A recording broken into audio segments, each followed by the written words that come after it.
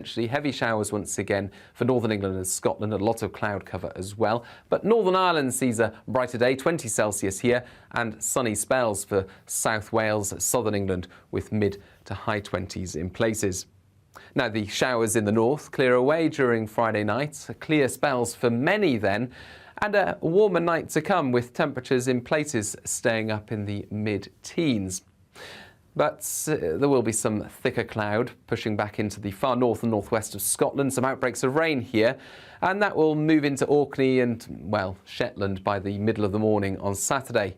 But otherwise, high pressure is moving in across the UK, and that will lead to widely from the central belt to southern England sunny skies, and as a result it will be a warmer day with low to mid-20s widely, high 20s in places. But it turns even hotter Sunday and into Monday, temperatures in some places very high indeed.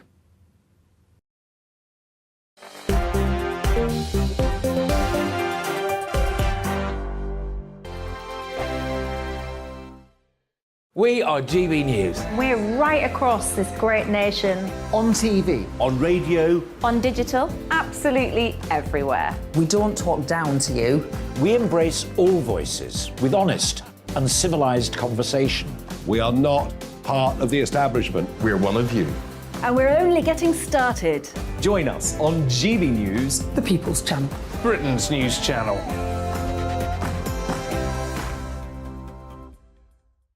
Hi there, it's Stephen and Anne. At breakfast from 6 a.m, you'll always be caught up with everything you need to know, the latest headlines, opinions and debates. We'll bring you the good news and the bad, but most of all, we're here for you. Remember, send in your views and let us know what you would like us to talk about. That's because we're your news channel. And every morning at 6 a.m, it's breakfast on GB News. My name's Tom Harwood and join me 9:30 a.m. every weekday for The Briefing, your one-stop shop for everything you need to know about what's going on in politics today. I wonder if this is a deal that might need to be like the biscuits in this factory, twice baked. Is there not an opportunity here to win out against the extremes? Tom Harwood, GB News. What are you going to do about it? Things should have been done differently, and they certainly are being done differently. Don't miss it. The Briefing with me, Tom Harwood, 9:30 Monday to Friday on GB News. Where would you like to go? Just take me to the studio, please, Matt. You know where you're going. I've got a show to do. Friday Night Feast on GB News, 7 p.m. And it's like nothing you've ever seen before. We take a different angle on the week's biggest news stories. The viewers and listeners set me some absolutely mad challenges to do. We tried to rehome a rescue dog. And yes, there's some other wacky stuff in there as well. I feel like I could take on the world. Well, that's that. Friday Night Feast with me, Patrick Christie's, every Friday, 7 till 9 p.m. on GB News. Be there.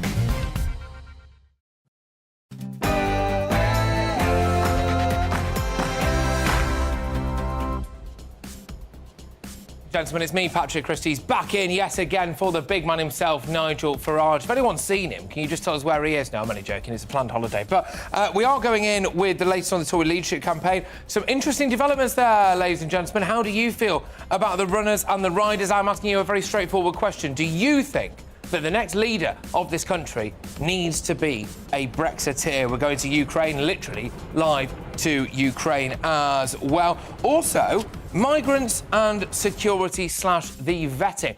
We're going to work through what happens if you imagine yourself now in a dinghy, right, and you land on a beach in Dover. What kind of questions are you actually asked? We're going to go through that. After it emerged, of course, that unfortunately a French migrant, or a migrant who arrived in France anyway, of course, was found guilty of some horrific sex attacks. We want to get to know what's really going on there. Working from home in this hot weather as well, do you think it's on? And ladies and gentlemen, it wouldn't be a show without at least a few aliens, would it? We're delving into the world of UFOs. I'll see you in a tick after the news.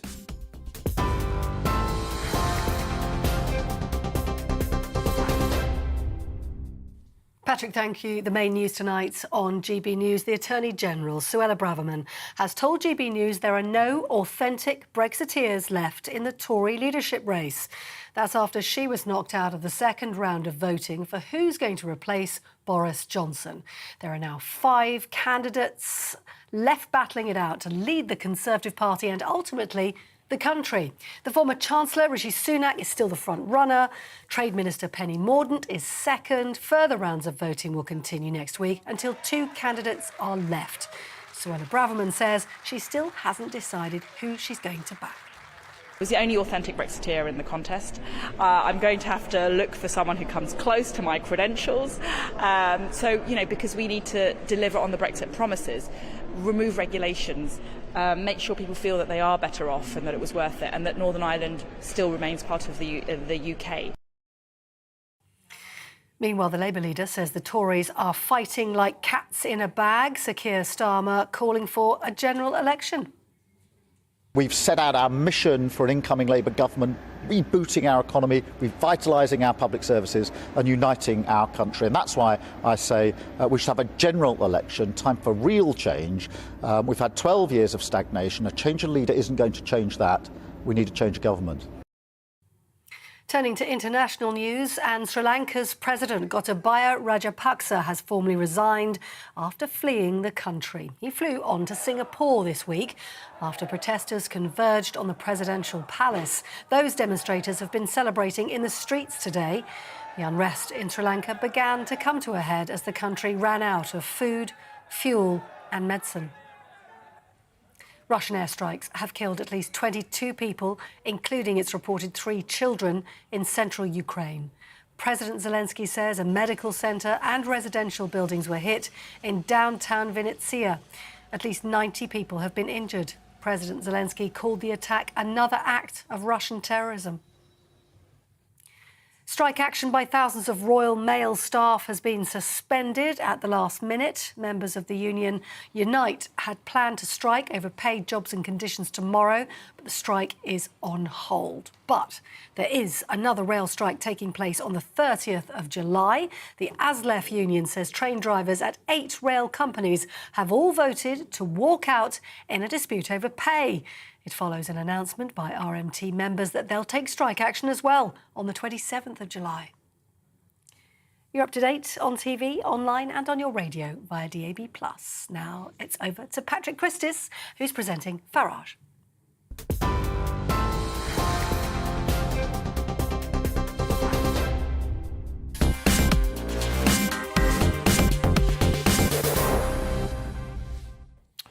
Well, and then there were 5, weren't there? Yeah, Suella Braverman, of course, is the latest to be eliminated from the Tory leadership contest. The Attorney-General failed to get the backing of 30 MPs in the latest round of voting. So the candidates that are left are the frontrunner and former Chancellor Rishi Sunak, grassroots favourite Penny Mordaunt, Foreign Sec Liz Truss, Kemi Badenoch and Tom Tugendhat as well. They are vying now to replace Boris Johnson.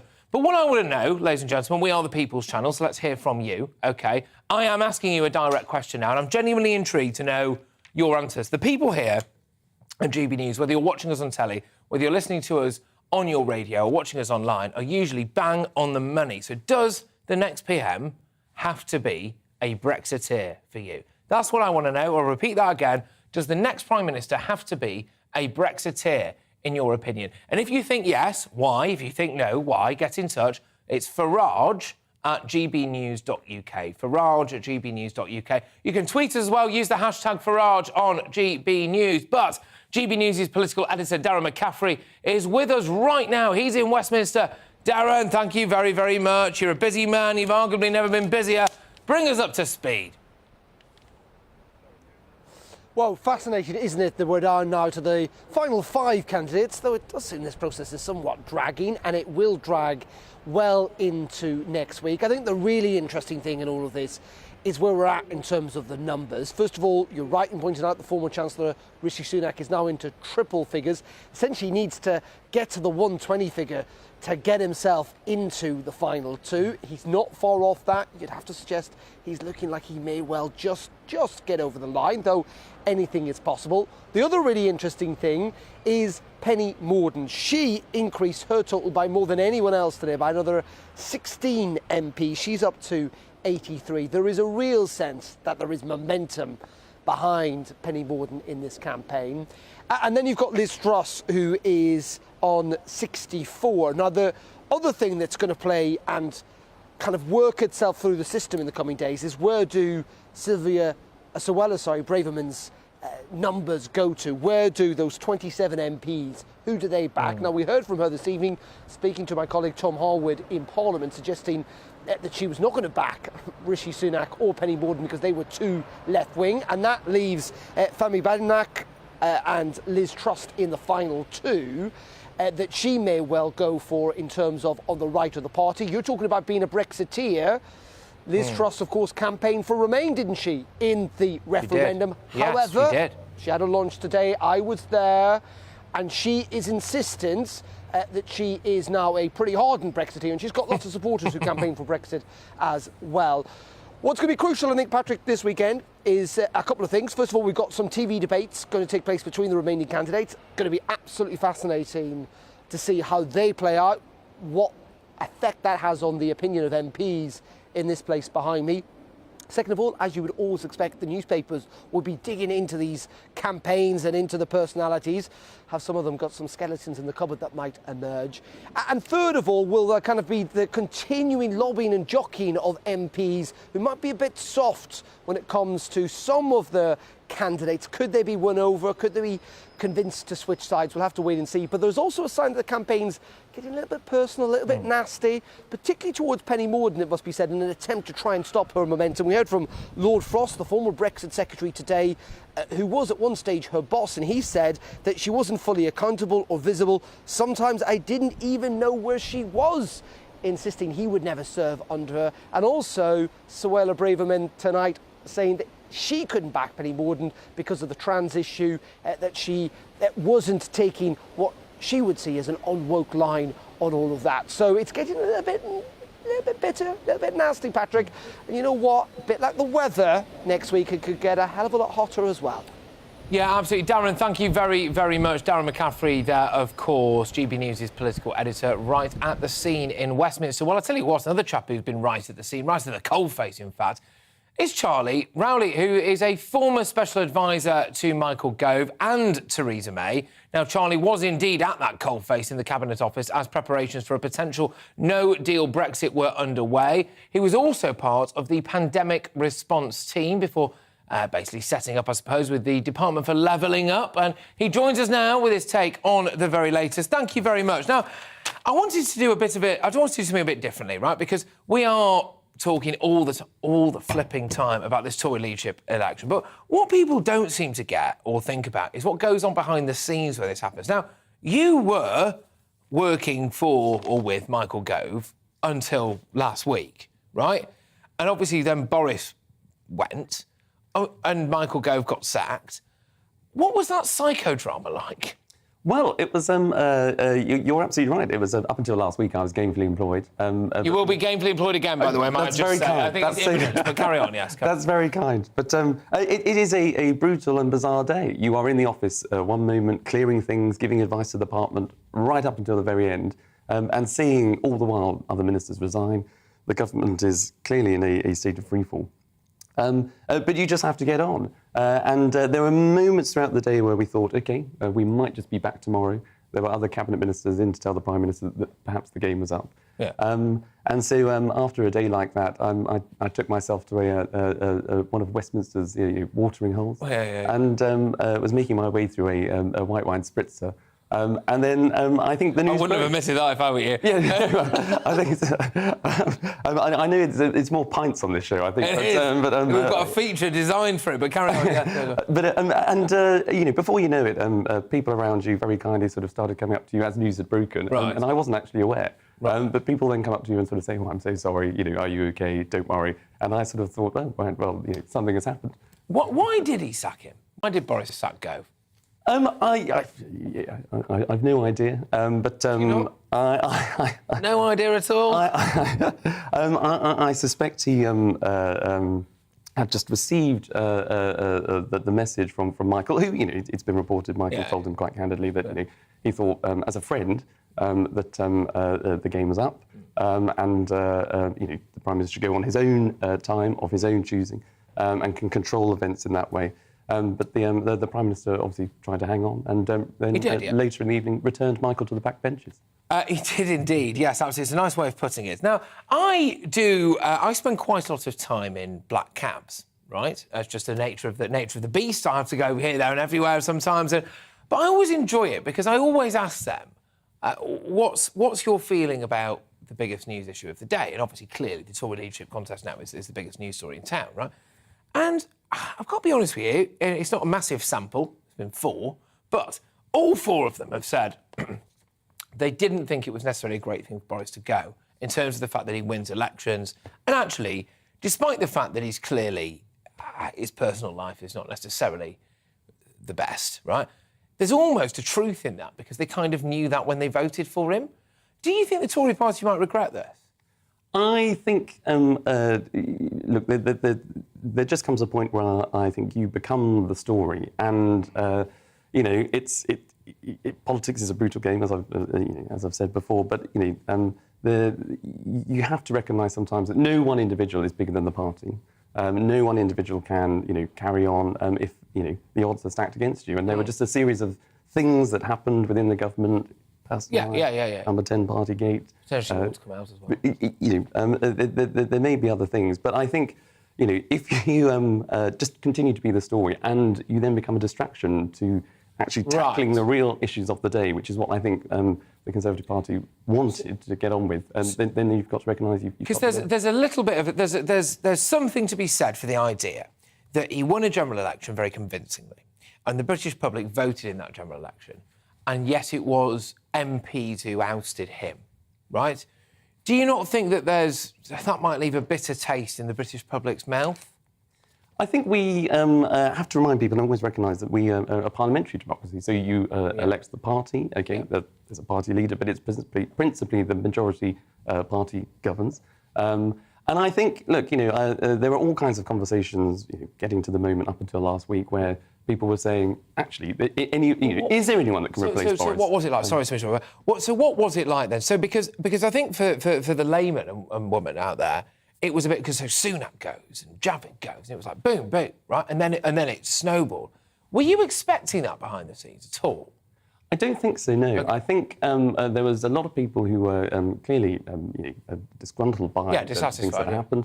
But I think to lose your Chancellor and your Health Secretary in the space of a matter of minutes, and then to see a number of people just come to their own conclusions and take the decisions that they took, which was to resign themselves, then it was only going in one direction. So it wasn't a, in your opinion, it wasn't a concerted, pre-planned thing, a coordinated attack, as it were? No, I don't believe so. I don't believe it was coordinated, but I do believe that probably, as we saw, a majority of people clearly just came to the conclusion that actually, they can no longer serve under Boris in his government. As sad as though that is, I think they came to that conclusion on the back of things that were happening and took that decision. Well, as you said, you're clearly a very articulate and intelligent chap. So as you said, you were gainfully employed as of up to a week ago. What do you want to do next? I'm going to put my feet up, I think. Put yourself in the shop window, mate. What do you want to do? Come on. That's very kind, that's very kind. I'm going to take a bit of time to rest and recuperate. I think we've got an enforced sabbatical to try and just see what we could do. But I will be a lay commentator for the next few weeks. Well, you're more than welcome any time, mate. I'll tell you what. Charlie Rowley, thank you very, very much. Great to have you on the show. You have to come back on until you get gainfully employed, by the looks of things, which won't be very long as far as I can see. But look, we're asking you again, aren't we? Very much so, ladies and gentlemen. Do you feel that the next Prime Minister, the next Tory leader, has to be a Brexiteer? Because the way I'm looking at it is this. Brexit stood for a few things, OK? It stood for national pride, national identity. It stood for wanting to control your own borders, your own laws and your own money. And I can't help but wonder whether or not someone who actively said that they didn't want Brexit has as much faith in this country as potentially Brexiteers do. Maybe they don't. What do you think, though? Do you think it's really important, OK, that the next Prime Minister has to be a Brexiteer? Because, Liz Truss, OK, she voted Remain. She's now apparently the hardest of hard Brexiteers, if you listen to what she's saying at the hustings. But there we go. How do you feel about this? OK, Farage at gbnews.uk. You can tweet us as well using that hashtag Farage on GB News. Make sure you do get in touch because we're going to go to you on this. For me, it's an important question. We're hearing a lot about how people are going, well, if you vote for me now, if I become the next Conservative Prime Minister, I'll cut taxes, or I'll sort out the cost of living crisis, or I'll do this in Ukraine. Well, the main issue is immigration, right? The main issue is independence and sovereignty. And so actually, does that matter for you, whether or not they're a Brexiteer? But we've got another box office guest coming your way right now, ladies and gentlemen. In the studio, joining me is columnist for the article. It's Ali Miraj, ex-Conservative councillor, and, of course, Tory advisor as well. Thank you very much for joining me. Well, look, the box office stuff at the minute, the gripping stuff at the minute is, of course, the Tory leadership, or the Tory talent show, as people are calling it in this office. Who's your money on? Look, it's too early to tell. I think Rishi is probably going to get to the final two, and then I think it's going to be either Penny Mordaunt or Liz Truss. But Kemi's got an outside chance because the right of the party needs to decide quite quickly now who it's going to back. I do wonder whether or not Rishi Sunak's qualified, because until Sajid Javid stepped down, no one really knew who he was. Well, he had a meteoric rise. He did. Patrick. But, you know, the interesting thing about Rishi is, look, he came into Parliament when he was in 2015, he came into Parliament. He made a very big call really early on in his career, which could have actually ended it quite quickly, which was to back Brexit. Now, if you remember at the time, Cameron and Osborne and the crew were all going for Remain. And as a new, ambitious, smart MP, you would have thought that he would have fallen in like a lot of other people, some of whom are standing in this contest, and backed Remain. But he didn't. He went out there, took a stand, and against the odds, and he actually made a right call. He also was a very early backer of Boris Johnson. Again, a big call he made. So you could argue, just sorry to interrupt, but you could argue on both of those things. He's had his finger on the pulse. Indeed. He has had his finger on the pulse. Look, Rishi's a serious person.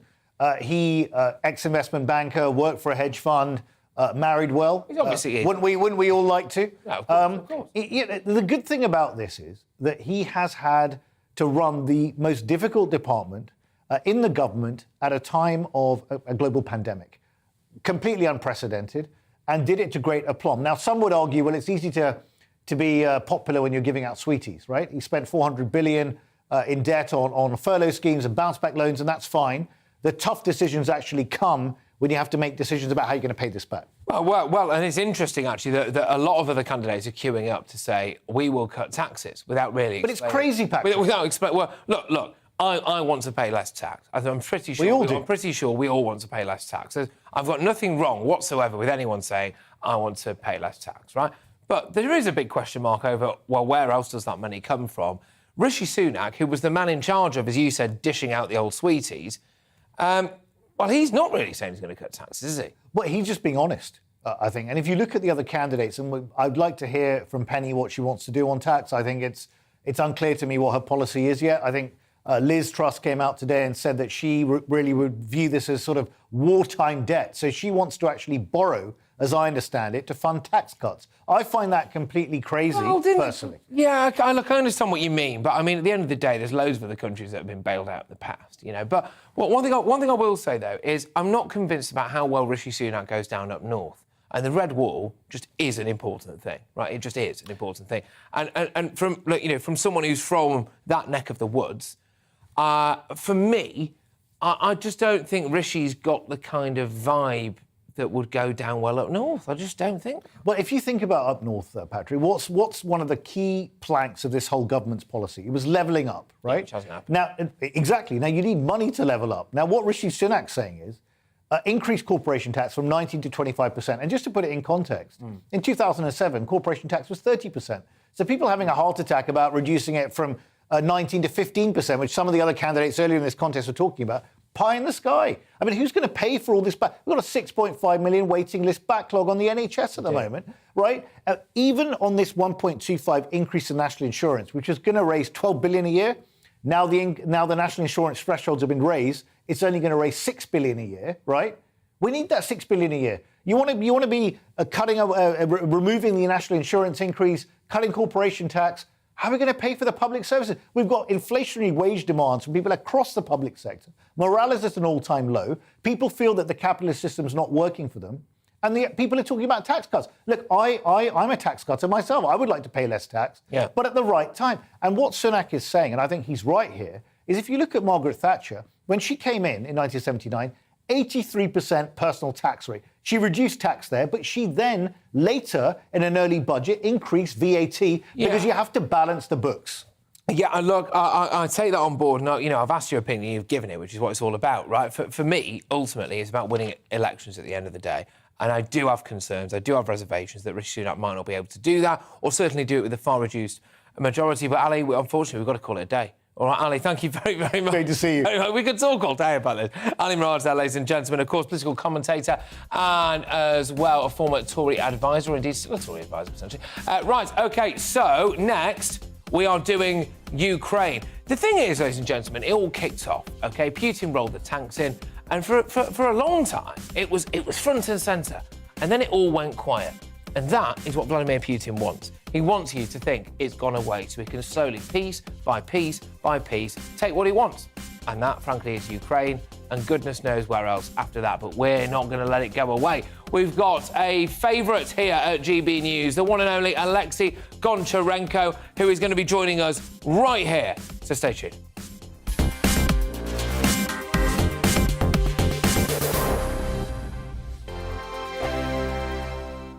We are GB News. We're right across this great nation. On TV. On radio. On digital. Absolutely everywhere. We don't talk down to you. We embrace all voices with honest and civilised conversation. We are not part of the establishment. We're one of you. And we're only getting started. Join us on GB News, The People's Channel. Britain's news channel.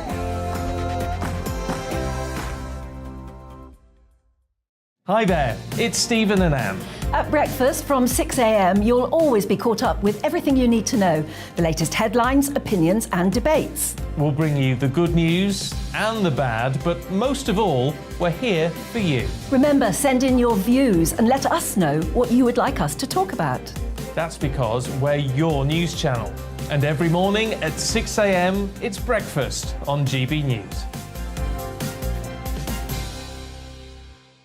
My name's Tom Harwood, and join me 9:30 a.m. every weekday for The Briefing, your one-stop shop for everything you need to know about what's going on in politics today. I wonder if this is a deal that might need to be like the biscuits in this factory, twice baked. Is there not an opportunity here to win out against the extremes? Tom Harwood, GB News. What are you going to do about it?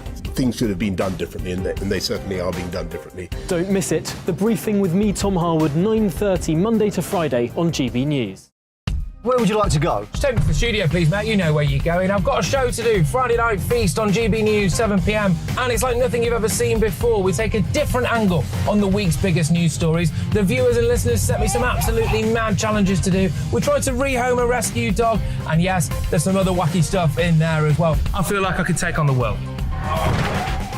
Well, that's that. Friday Night Feast with me, Patrick Christie's, every Friday, 7 till 9 p.m. on GB News. Be there.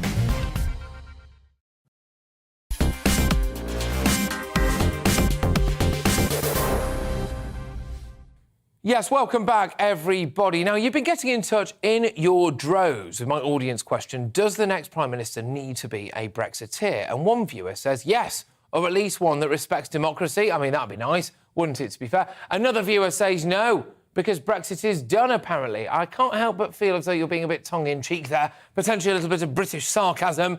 I just feel like Brexit was a massively missed opportunity. We had the goal in front of us, it was wide open, and we put Theresa May in charge of it, and she hit the ball so far over the bar, or at least actually probably didn't even try to kick it. Another viewer has said, not necessarily.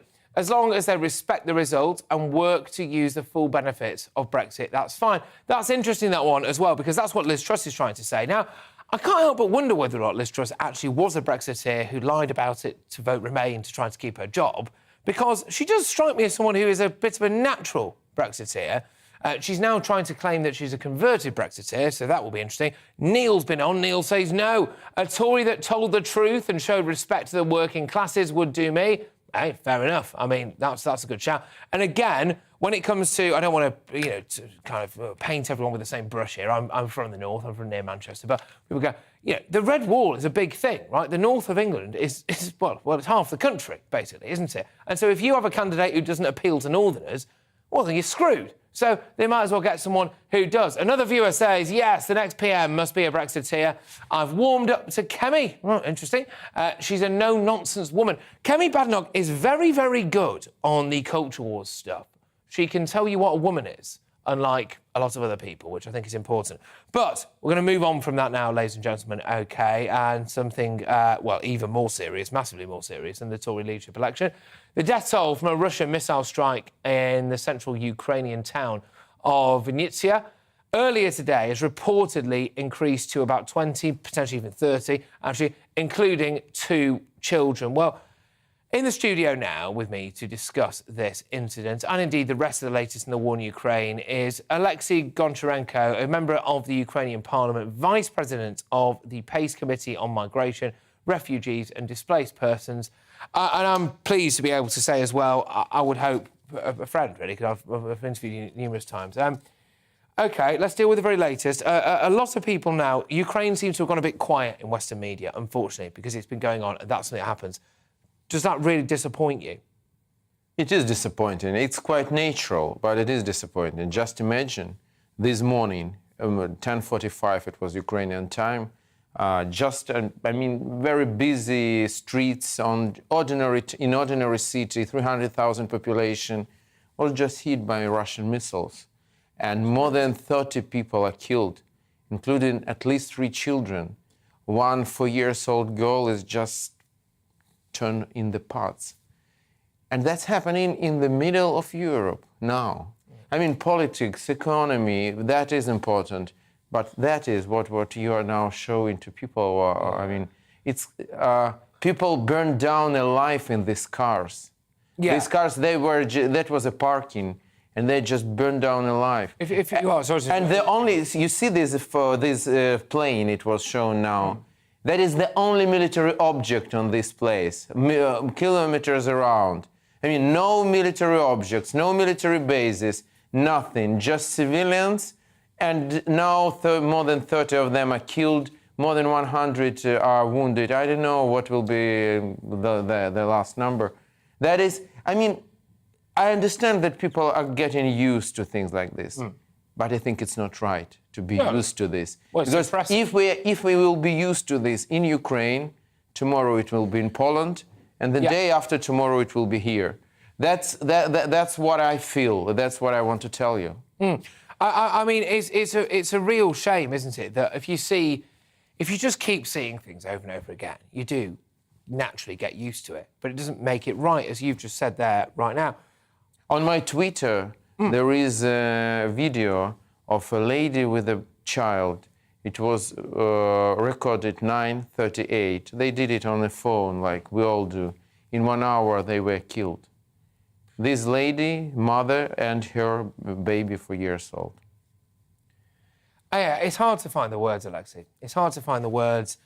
How is the resolve of the Ukrainian people? Because is there an element that just go, look, let's just get this over with, let Putin have what he wants? Or are they standing strong?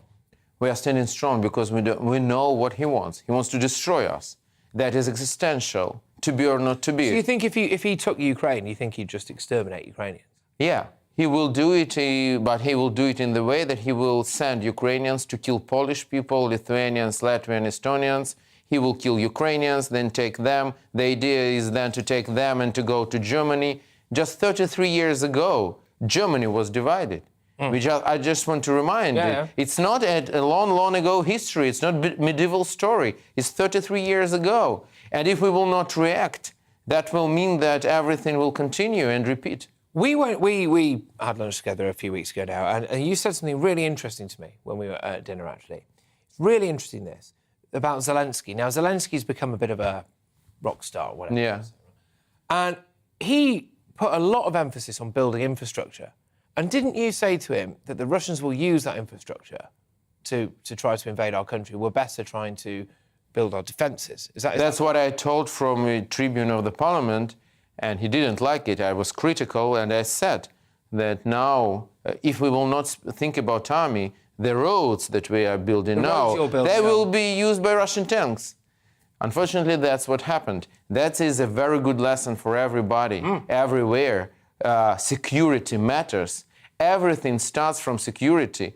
All this economic growth that West had for decades, it is based on security. If there would not be the result of Second World War and international order and international law respected, no economic growth, absolutely nothing. No. That is the lesson we all should learn. And it annoys me, right, that if Putin did something similar in this country, we'd have to get on the phone to America. We've neglected our own armed forces in this country, and I think what Ukraine has shown is... I had a breakfast. I had a meeting with one of top generals of Germany. It was private, so I can't say the name. And I said that give us more weaponry, please, because they gave us 7 howitzers. We are happy with 7. It's better than 0. But we have 1,000 kilometers front line. I said it to him. I said, you're military, you understand? He said, I understand. But do you know how many do we have? This is it. And he said, we have, like, he said number, but I can tell you, it's not a lot. It's less than 50. And I said, okay, what would be if Russians would come here? So that is what happened. Can I ask you a bit about Boris? We've lost Boris in this country. How do you feel about it? I should say the truth. I am very sad about it. I understand it's absolutely internal UK question. But in Ukraine, Boris is a real hero. We really appreciate what he did. And he showed leadership. That is so important. In this world where we lack the leadership, he showed it. And it was, I understand, I hope that whoever will be Prime Minister of the United Kingdom, because United Kingdom society supports Ukraine, the politicians will do the same.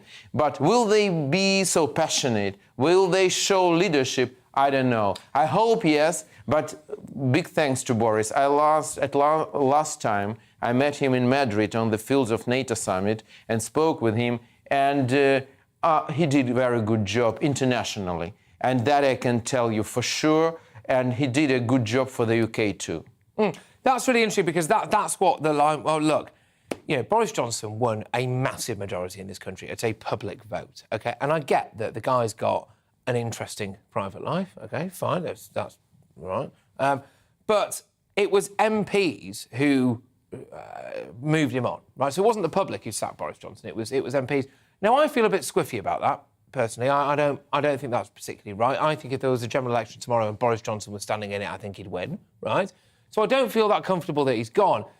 Are you now concerned that Ukraine might, and therefore Russia might become more powerful? Ukraine could be more at risk by virtue of Boris Johnson no longer being Prime Minister? What I can tell you that there was a big party in Kremlin when Boris Johnson resigned. Really? Say that again. Talk to me about that, mate. It was in all Russian propaganda all the time. It was said by Russian press secretary of everybody except Putin himself. But they were so happy, like it was, I don't know, like a candy given to all of them. And it shows something. It shows that they were scared of Boris Johnson. It shows that they were scared of the leadership he showed. That's the fact. Again, I'm not coming to internal things. I'm just saying what I see, and I saw the reaction, and that's truth.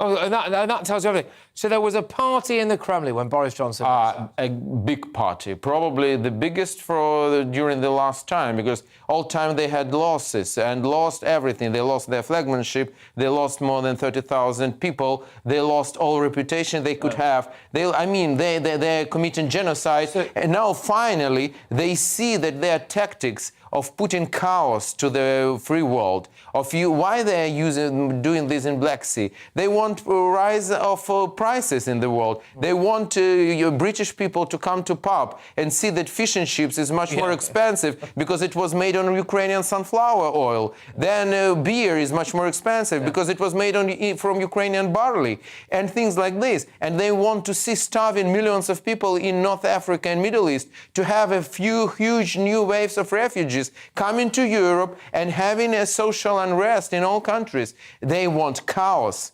And more chaos, better for them. That's what is their strategy. And that's why they're waiting for winter. They're hoping that people in the world will say, wow, so high prices for energy, for food. This government is doing a bad job. Let's Putin make whatever he wants. That's what he is waiting for. And that will be the worst scenario, because that will mean that we will have all the worst. That will be a big war. That we will have no energy, no food, and that will be a disaster. Oleksiy, one day you'll be the leader of Ukraine.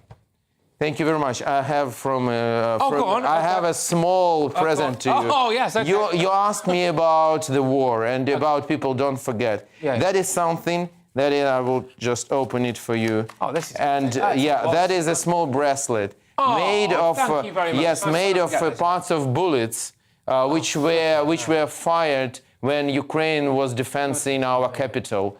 So that is for you. Hold this up now. So, Oleksiy, sorry, just talk me through this again. So this is a bracelet made... That is a bullet. Russian bullets. It is bullets, Ukrainian bullets, with which we were defending our capital, and we did it. We kicked off Russians from our capital. That is something you have as a reminder that war is in the...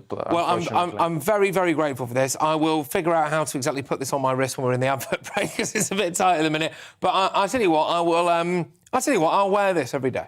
OK? So thank you very much. Thank you very much. All right, you take care. And I'll tell you what, one day you will be the leader of Ukraine. Absolutely, 100%. Oleksiy Goncharenko there, ladies and gentlemen, a friend of the show, friend of the channel, and I think a friend of mine as well. Thank you very much for coming on and discussing the very latest about Ukraine. Look, ladies and gents, it's a problem that's not going away, and I think what Vladimir Putin wants is for it to go away, to not be spoken about in the media, OK? And people like Oleksiy are not going to let that happen. We're certainly not going to let this happen. And like I said in the advert break, when I figure out how I'm going to get this around my fat wrist, I will keep it on until people like Oleksiy send Putin packing. But there we go. Right, so the Queen's art collection now, moving on, is being woke-tested, apparently, so as not to offend snowflakes. So curators reviewing pieces relating to race, enslavement, empire and disability amid increasing objections to the royal family's past. So they're kind of sanitising it in a way.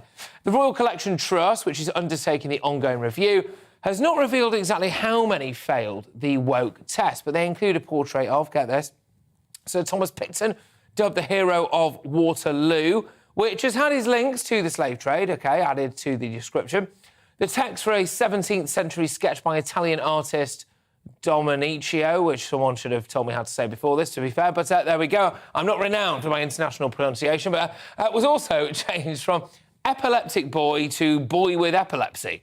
So I think epileptics everywhere will be grateful for that, will they? But up to 1,500 British Empire-themed photos from Edward, Prince of Wales' trip to India in 1921 have been updated to avoid causing offence, as have those from young King George V's world tour on HMS Bacchante in 1881. Well, you may say now, of course, that this is all a bit ridiculous, and I personally think it is, but make sure that you get in touch. But you may know a bit of an insecure, balding man in your life who went to Turkey to get a new barnet as well. I mean, you know, this is something that people are doing now every single day, isn't it? But following in the same vein, a new trend has cropped up, OK? It's turkey teeth, ladies and gentlemen. Yes, that's right. And no, it's not anything to do with having an actual turkey in your teeth. It's not Christmas Day. Not every day can be. Brits are going to Turkey to get cheap reality TV-style pearly whites. But like all things from Turkey, there's a catch. Yes, OK? It has left... Good grief. It has left hundreds of Brits with dental complications. That's Katie Price. That's Katie Price. Right, apparently, I've just been told in my ear that that's Katie Price. Goodness gracious me. In case you're listening on radio, it looks like Katie Price has gone off. One patient who spoke to the BBC had the wrong implants put in, having 70% of her own teeth filed down for nothing. It sounds like a horrific nightmare, including, of course, the fact that there's loads more of that going on. I mean, it's absolutely unbelievable. Bless him. We've got Oleksiy Goncharenko, who's still sitting here. He's come all the way from Ukraine to talk about war, and now we confront him as if his life wasn't tough enough. We confront him with a picture of Katie Price, you know? But yes, I mean, personally, it may shock you to know, ladies and gentlemen, I've had absolutely no work done. I think maybe I need to. I've got a best friend who does Botox for a living, and I think potentially I could maybe just get a little bit there. What do you think? What do you think? Anyway, you've been getting in touch with my audience question. Does the next Prime Minister need to be a Brexiteer? OK, that's the big question for you guys. So Chris has been on. A genuine Conservative would be a start. Yeah, Chris. I mean, is it too much to ask for? You vote Conservative to get a Conservative, don't you? You don't vote Conservative to get someone who enacts a load of Labour policies and, you know, basically be a massive socialist. But I agree with you, mate. Absolutely. Another Chris. We've doubled Chris. Chris says, judge them on their record since the referendum. Truss, originally a Remainer, has enthusiastically embraced the opportunities. Mordaunt, a Leaver, not so much. And it's a really fascinating point, that, Chris number 2, because we now potentially have a situation where a Remainer, i.e. Liz Truss, is going to try to oust Brexiteer, Rishi Sunak, right, on the grounds that he's not Brexity enough. And I get what you mean by that, though, because I don't really get the impression that he is particularly, conservative and such. He's not showing me any evidence that he is. But at the same time, it's a weird kind of psychodrama that's going on. Penny Mordaunt, I like Penny Mordaunt. Anyway, Nikki says, yes, it's about them being a Brexiteer, and I don't trust warmongering Liberal Remainer Liz Truss. I don't know how she's that warmongering. She's been to war. She dragged us into it. I don't. Anyway, fair enough, Nikki. Hey, I'm not dissing you, Nikki. I'm just saying. Will says, if the next PM is not a Brexiteer, Britain will get sneaked back into the EU. Very good point, this. Very good point, this. Something that I'm very passionate about. We made an absolute Horlicks of Brexit, as far as I can tell. We had the world at our feet. We had an open goal. The British public overwhelmingly, no matter what anyone says, when anyone goes, oh, it was only 52 to 48%, if you'd have held a gun to the head of every single person in this country and made them vote, it would have been much more than 52% of Brits who would have voted for Brexit. There's no doubt about that. You go up and down council estates in this country and you find me people who really want to stay in the EU. I'm telling you, it's not happening, right? It's not happening. And so the idea now that we might get snubbed by stealth, we'll rejoin the single market or something, or we'll just edge ever closer. It's preparing the way for us to once again rejoin. I've got no problem with a European Union. I've got a problem with this European Union, and there's a big difference there. Tracy says, yes, it does matter whether or not our next Prime Minister is a Brexiteer. Again, here we go. We'll be sneaked back into the EU without us even knowing it. Tracy, it's almost like you're way ahead of me, Tracy. You should have your own show. OK, anyway, right, look, coming up next, it's Talking Pints, and we've only gone and got Tony Topping, ladies and gentlemen. Who, you may ask? Well, no, is a UFO experiencer. Why? Again, you may ask. Well, we've sent a new satellite up into deep space. It sent a load of pictures back, and it made me think, is there life out there? Let's do the UFO stuff. Stay tuned.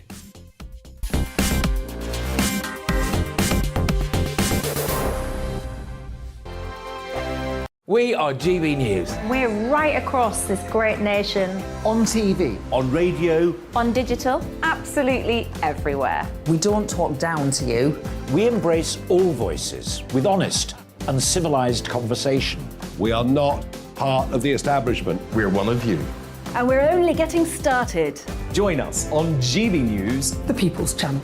Britain's news channel.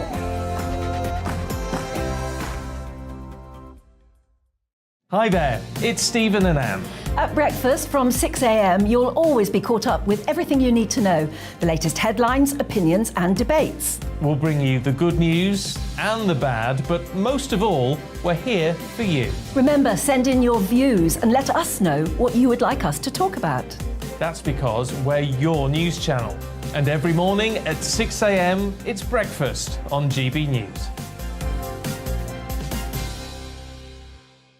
My name's Tom Harwood, and join me 9:30 a.m. every weekday for The Briefing, your one-stop shop for everything you need to know about what's going on in politics today. I wonder if this is a deal that might need to be like the biscuits in this factory, twice baked. Is there not an opportunity here to win out against the extremes? Tom Harwood, GB News. What are you going to do about it? Things should have been done differently, and they certainly are being done differently. Don't miss it. The Briefing with me, Tom Harwood, 9:30 Monday to Friday on GB News. Where would you like to go? Just take me to the studio, please, mate. You know where you're going. I've got a show to do. Friday Night Feast on GB News, 7 p.m. And it's like nothing you've ever seen before. We take a different angle on the week's biggest news stories. The viewers and listeners set me some absolutely mad challenges to do. We tried to rehome a rescue dog. And yes, there's some other wacky stuff in there as well. I feel like I could take on the world. Well, that's that. Friday Night Feast with me, Patrick Christie's, every Friday, 7 till 9 p.m. on GB News. Be there.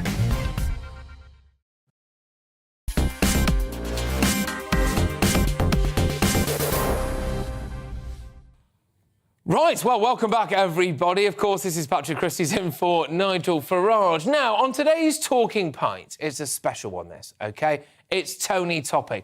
Now, he has 40 years of experience in dealing with the phenomena of UFOs and has even seen them himself. Tony, welcome. Hello. And cheers. Cheers, matey. Now, yes, we got you a beer, but we decided that we couldn't quite be bothered to open it, unfortunately. But I don't know, maybe I should try and... That's an issue, isn't it? You crack know. it open now, by the way. Oh, well done, son. Well done. You can do... Oh! Okay, goal. there we go. There's a bit there for you. Thank you, anyway, mate. So, UFOs. Now, you believe in them. You've seen them. Oh, yes. It's more than a belief. It's an experience that's kind of haunted me for a very long time. I wouldn't call it a peaceful path if I was a spiritual person. The path of studying UFOs and being involved with it is not a peaceful path, mate. Not a peaceful path. Now, you claim to have footage, don't you? Yes, mate. Yeah, I've had footage for many a year. I've filmed them for many a year. I think the major footage began in 1999, and I mean, that's been wheeled on British TV. It's an oldie but a goldie where a UFO comes in and illuminates a TV antenna. Right. And well, we've got so we're going to watch this footage now. If you're listening on radio, Tony, you talk us through. Okay. So what we've got there coming in is what's known as a UAP, an unidentified aerial phenomena. It's a light in the sky. Yeah, it's a light in the sky. Now, it's not a plane because I've studied air traffic control and I wanted to study air traffic control qualifications. Now, I know that that's not a plane and I know it's not on any approach corridor. Normally, they would check in via Wharton at Southport Pier, you see. But that isn't. That's actually a UAP, an unidentified aerial phenomena. So it is unidentified, it is aerial. We don't know what the hell it is, because compared to an unidentified flying object, which is like more solid. Now, these things have been interacting with various people, and we could put a label on that. We could put a label on people who are in communication with them or are having mysterious experiences with them, because there is a connection between UAP and mysterious experiences. Now, one thing that I'm interested by, so I've interviewed numerous times the Master-at-Arms, the USS Nimitz, right, which was that it was the United States warship. Okay. Yes. Now, by the way, a lot of people, I understand this, right, a lot of people might say, you know, it's a bit kooky to talk about UFOs. So I'm not saying that I absolutely believe in aliens and I absolutely believe that aliens have been here. I'm open to the idea, right? I'm open to the idea.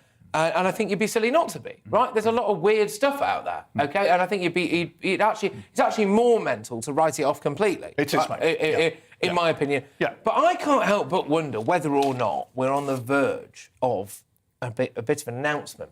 It seems to me like we're being primed. Stuff like the USS Nimitz. China tweeted something pretty weird the other day about, like, we think we might have had some contact, and then they deleted it straight away.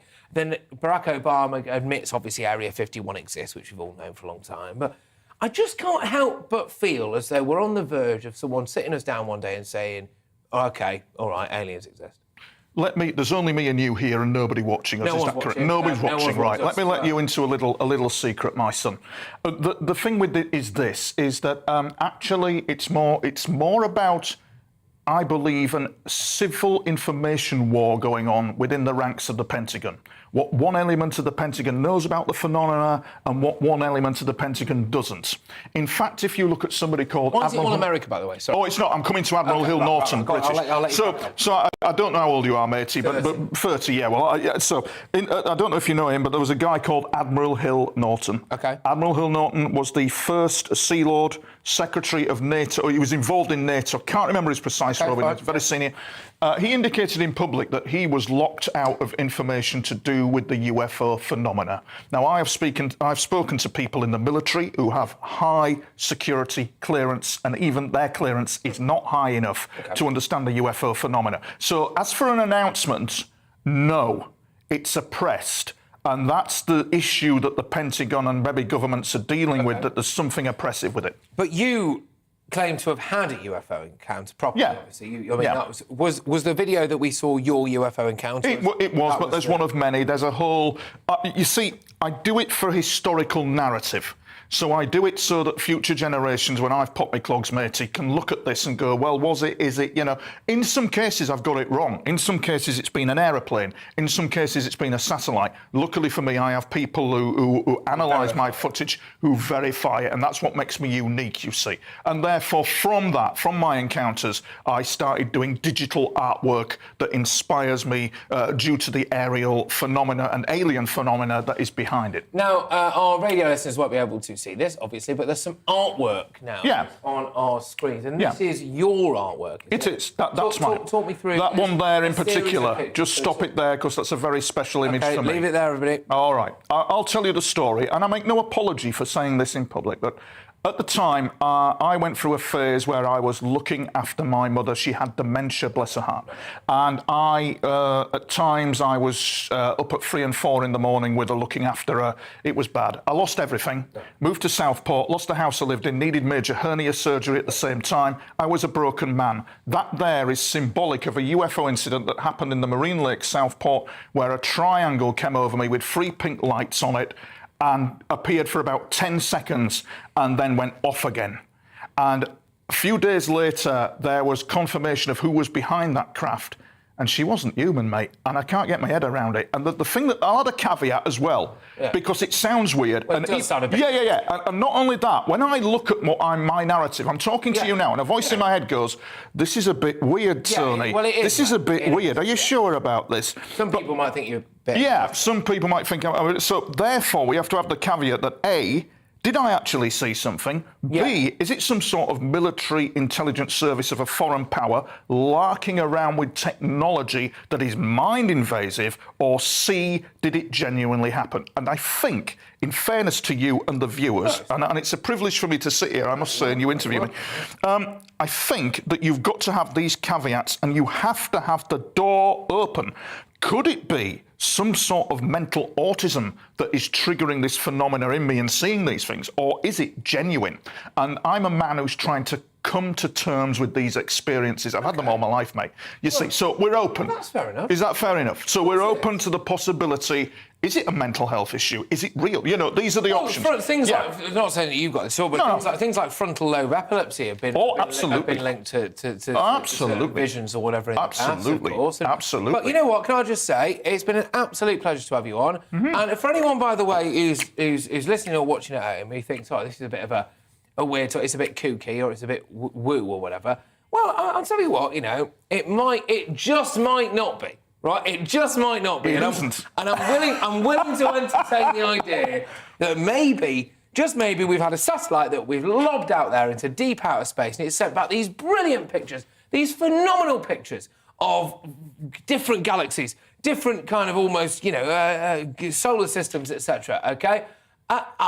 It's made me think, are we arrogant enough to think we're the only things out there? That's right, mate. Right, cheers. Thank you, buddy. Thank you very, very much. Oh, no, you're very welcome. You look after yourself, Tony. Thank you, mate. Thank you very much. Tony Topping there, who's come all the way from Southport to talk to you fair people of GB News. Thank you very, very much. Right, OK, ladies and gentlemen, well, we've got loads coming your way very, very shortly.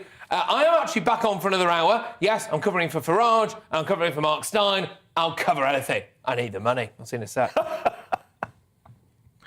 Well, thank you, mate, for... Oh, OK, fair enough. Well, it turns out I need the money even more because I've still got to talk. One viewer has asked us, why are the potential PMs only peddling the tax cut spill, apparently? So far, I don't think that one has said anything about immigration. Absolutely, yes, that's completely true. That's completely true. I've wondered whether or not they are on... He's back again, Tony. Yes, go on. Who do you think, out of the Conservative leadership, would chase the invading alien horde with a laser gun? It's the beer, mate. It's the beer. Yeah, well, he's only had 3 sips of it. I think if they took one look at Liz Truss, they'd run a mile. I think that actually. Okay. I was thinking that. Yeah. All right, that's quite enough of that. Right, coming up, as you can see on your screens there, it's more of me, and I believe now we might actually go to the weather. Hello, a very good morning to you. I'm Aidan McGivern from the Met Office. Early rain for some this morning. Showers then follow for northern England and Scotland, but warm sunny spells are expected elsewhere. And it will turn sunnier through the weekend with increasing temperatures, a substantial rise in those temperatures by Monday and Tuesday. High pressure is building in, but just ahead of that high as it advances from the west, an area of cloud and some outbreaks of rain for parts of Scotland and northern England first thing. The rain quickly clearing Northern Ireland. 1 or 2 showers here, but it takes some time for northern parts of England and Scotland. 1 or 2 showers for mid Wales, but otherwise plenty of sunny spells for southern England and increasingly Northern Ireland, western Scotland by the end of the afternoon. So a warmer day to come for Northern Ireland and still warm in the south, mid to high 20s in places, but on the cool side where we've got the cloud and those showers for Scotland and northern England, high 20s, or high teens I should say, at their highest. But through the evening, the showers quickly die away, and then tonight looks like a clear night for most. The one exception, northwest Scotland, where there will be some thicker cloud and outbreaks of rain returning. Despite the clear skies elsewhere, actually it's a warmer night, I think, particularly in the south, 14 to 16 Celsius by dawn tomorrow. Nevertheless, with that area of high pressure building across the country, tomorrow morning looks glorious across much of the UK, sunny skies away from the far north of Scotland where there will still be some cloud and outbreaks of rain, particularly during the morning. That pushes into the Northern Isles by the afternoon. And with the increased sunshine, it will be warmer. Low 20s widely, 22 for Belfast, 27 for Cardiff, 25 for London. Even higher temperatures are expected during Sunday and more especially Monday and Tuesday. Widespread sunny skies, but the kinds of temperatures we rarely, if ever, experience in the UK.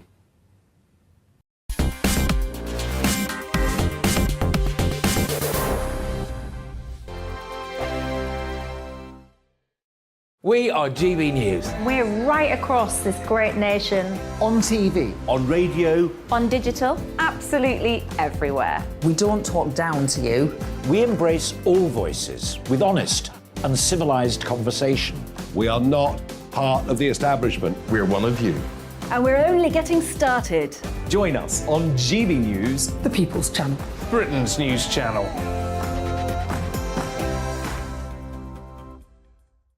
Hi there, it's Stephen and Anne. At breakfast from 6 a.m, you'll always be caught up with everything you need to know, the latest headlines, opinions and debates. We'll bring you the good news and the bad, but most of all, we're here for you. Remember, send in your views and let us know what you would like us to talk about. That's because we're your news channel. And every morning at 6 a.m, it's breakfast on GB News.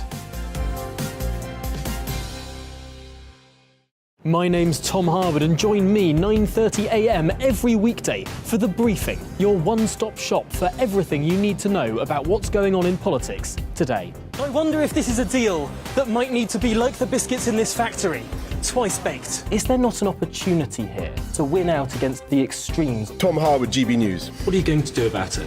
Things should have been done differently, and they certainly are being done differently. Don't miss it. The Briefing with me, Tom Harwood, 9:30 Monday to Friday on GB News. Where would you like to go? Just take me to the studio, please, Matt. You know where you're going. I've got a show to do. Friday Night Feast on GB News, 7 p.m. And it's like nothing you've ever seen before. We take a different angle on the week's biggest news stories. The viewers and listeners set me some absolutely mad challenges to do. We tried to rehome a rescue dog. And yes, there's some other wacky stuff in there as well. I feel like I could take on the world. Well, that's that. Friday Night Feast with me, Patrick Christie's, every Friday, 7 till 9 p.m. on GB News. Be there.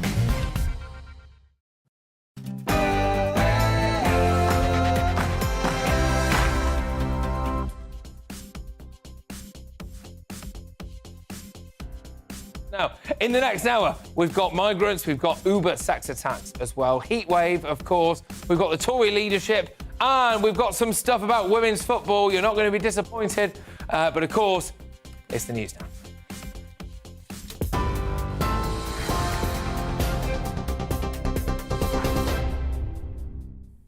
Patrick, thank you. Good evening to you. The latest headlines on GB News. Suella Braverman has told GB News there are no authentic Brexiteers left in the Conservative leadership race. That's after the Attorney-General was knocked out herself in the second round of voting in the race to replace Boris Johnson. Let's bring you up to date with how it stands now then. There are 5 candidates left battling it out to lead the Conservative Party and ultimately the country. The former Chancellor Rishi Sunak is still the front runner. Trade Minister Penny Mordaunt is in second place, and further rounds of voting will continue into next week until 2 candidates are left. Suella Braverman says she still hasn't decided who she's going to back, but there are now strong rumours tonight she may come out in support of Liz Truss.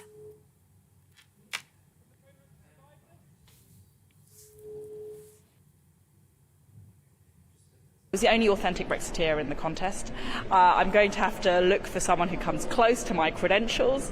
Because we need to deliver on the Brexit promises, remove regulations, make sure people feel that they are better off and that it was worth it, and that Northern Ireland still remains part of the UK. Meanwhile, the Labour leader says the Tories are fighting like cats in a bag. Sir Keir Starmer calling for a general election. We've set out our mission for an incoming Labour government, rebooting our economy, revitalising our public services and uniting our country. And that's why I say we should have a general election, time for real change. We've had 12 years of stagnation. A change of leader isn't going to change that. We need a change of government. In international news, Sri Lanka's President Gotabaya Rajapaksa has formally resigned after fleeing the country. He flew to Singapore this week after protesters converged on his presidential palace. Those demonstrators were once in his swimming pool. Now they're celebrating on the streets. The unrest in Sri Lanka beginning when the country started to run out of food, fuel and medicine. Strike action by thousands of Royal Mail staff has been suspended. Members of the Unite Union had planned to strike over pay, jobs and conditions tomorrow. That strike is on hold, but another rail strike is taking place on the 30th of July. The ASLEF union says train drivers at 8 rail companies have voted to walk out in a dispute over pay. It follows an announcement by RMT members that they'll take strike action on the 27th of July.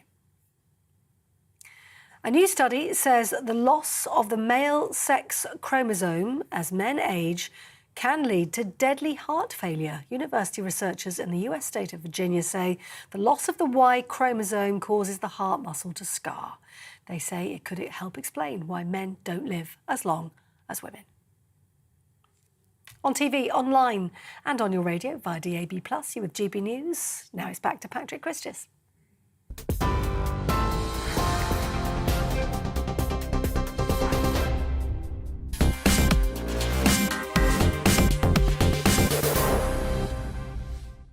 Yes, welcome back. Now, our next story sickens me to the core. In a French court, an Afghan migrant actually admitted sexually assaulting multiple children. And get this, and this is the real kicker, OK? He defended his actions as, quote, normal in his home country. Totally normal. Yet we're expected to take in potential paedophiles with open arms. It's truly sickening that our country can potentially attract scum like this. OK? I want to know how we decide who is and isn't safe to roam the streets. That's the important thing, isn't it? It makes me laugh when you see on a beach these people coming over in these boats, right, illegally, OK? And you've almost got people there with the rainbow flags, waving them in, all of this stuff, and you think, what are the gay rights like in a country like Afghanistan, out of interest, or Syria, or anywhere in the Middle East? What are the women's rights like in these countries? Just asking for a friend, you know. But we'll welcome them in with open arms. And you have to be tolerant and inclusive, etc., in order to do so, despite the fact that a lot of the values in a lot of these countries are far from tolerant and inclusive. I mean, it never ceases to amaze me, the idea that I could be the bigot for saying, can we just have a bit more of a check on who's arriving, when some of those people arriving come from countries where if you're gay, you get thrown off the top of a building, or if you're a woman, you can get stoned to death. I mean, but OK, no, but obviously it's me, isn't it? It's me. But anyway, how do we actually vet hundreds of these migrants and asylum seekers, thousands of them, that arrive on our shores every single day? That's what I want to know. How do we actually vet them?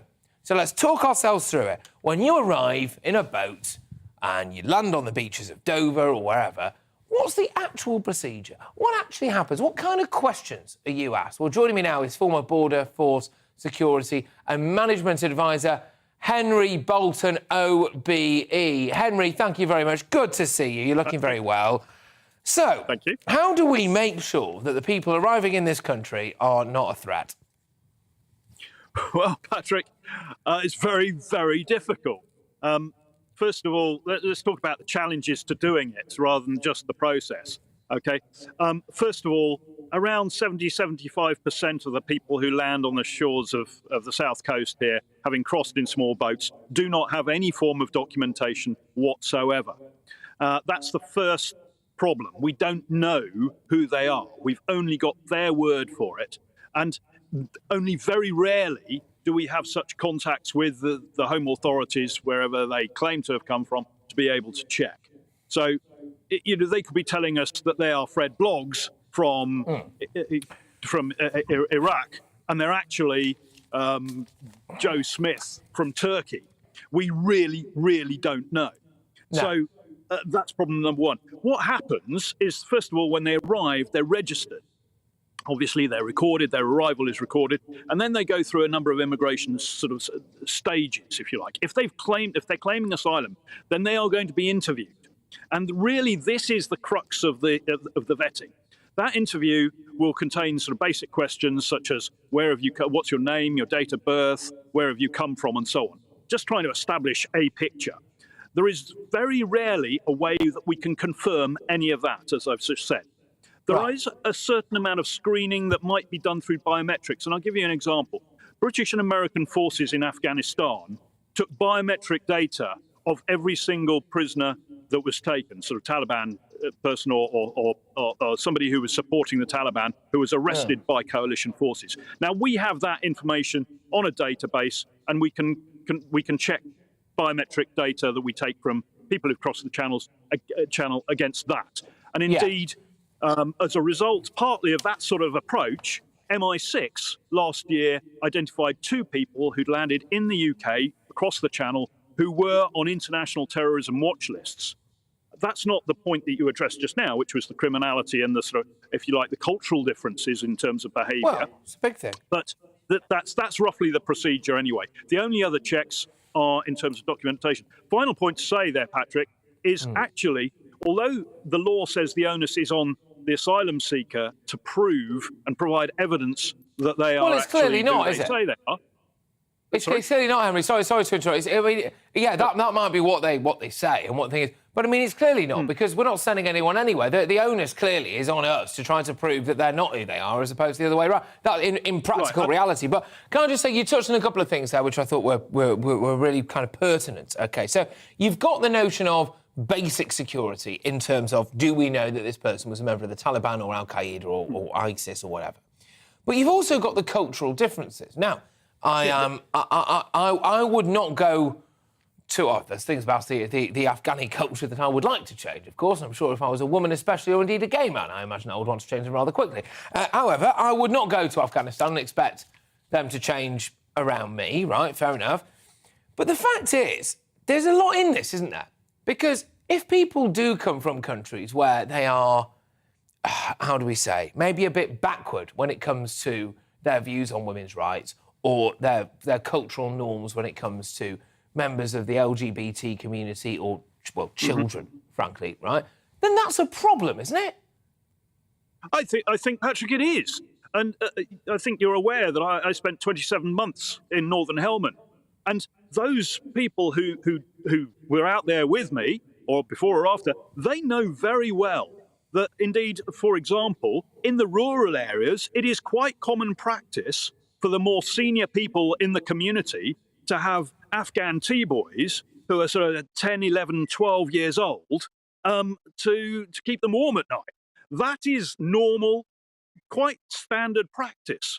And so we've got a culture, a society there that has its way of behaving, its social norms. Well, fine, fair enough. But then they come here, and actually asylum seekers aren't required to undertake any particular integration process to integrate with UK society. They're not even required to learn English. So you're absolutely right. We have got here a situation where we are inviting or welcoming people into the UK who we are making no attempt to educate in our values and our way of life here. They, in a sense, are ignorant of how we behave.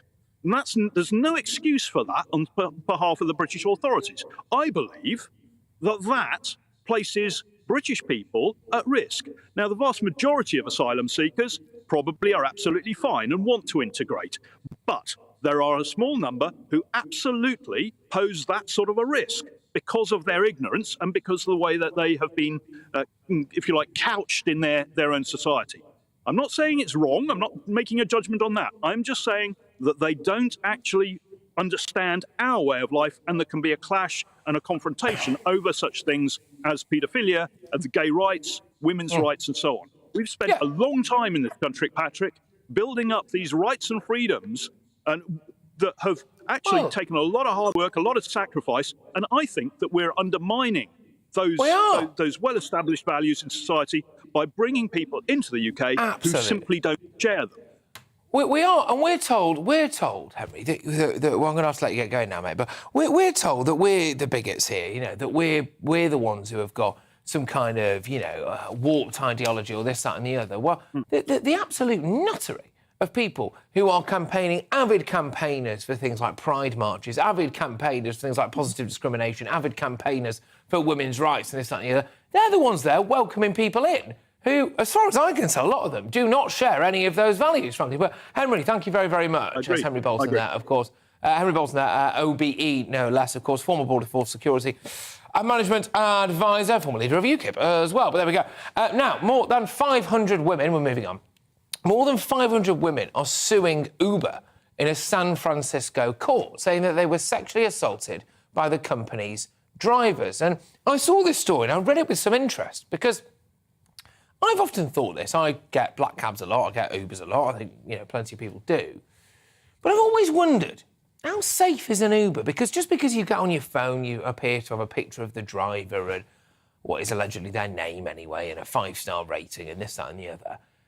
Actually, is it safer than a black cab? And sadly, I wasn't surprised when I read this story, and I suspect, I'm not trying to tarnish Uber's reputation here or anything, I'm just saying I suspect that a story like this is going to come our way very, very soon. And if you are just joining us, it's the fact that more than 500 women are suing Uber in San Francisco, saying that they were sexually assaulted by the company's drivers. The complaint, filed yesterday, alleges that female passengers all over the US were kidnapped, sexually assaulted, harassed, or otherwise attacked by Uber drivers. Now, it says that as early as 2014, when the company was 5 years old, Uber became aware that Uber drivers were sexually assaulting and raping female passengers. And before we speak to our guest this evening, earlier today we went out on the street to ask what the public made of these allegations against Uber. I think it's a horrible thing, and I think it does, as a woman, it puts it into perspective about how just unsafe we are. It's a bit of a shocker. I was not aware that there was this issue in the US, and yeah, I think it would be good to have like some sort of procedure. For a lot of women as well, they're living alone, and like they should feel safe. It's almost a reality check that's scary that I think a lot of women get.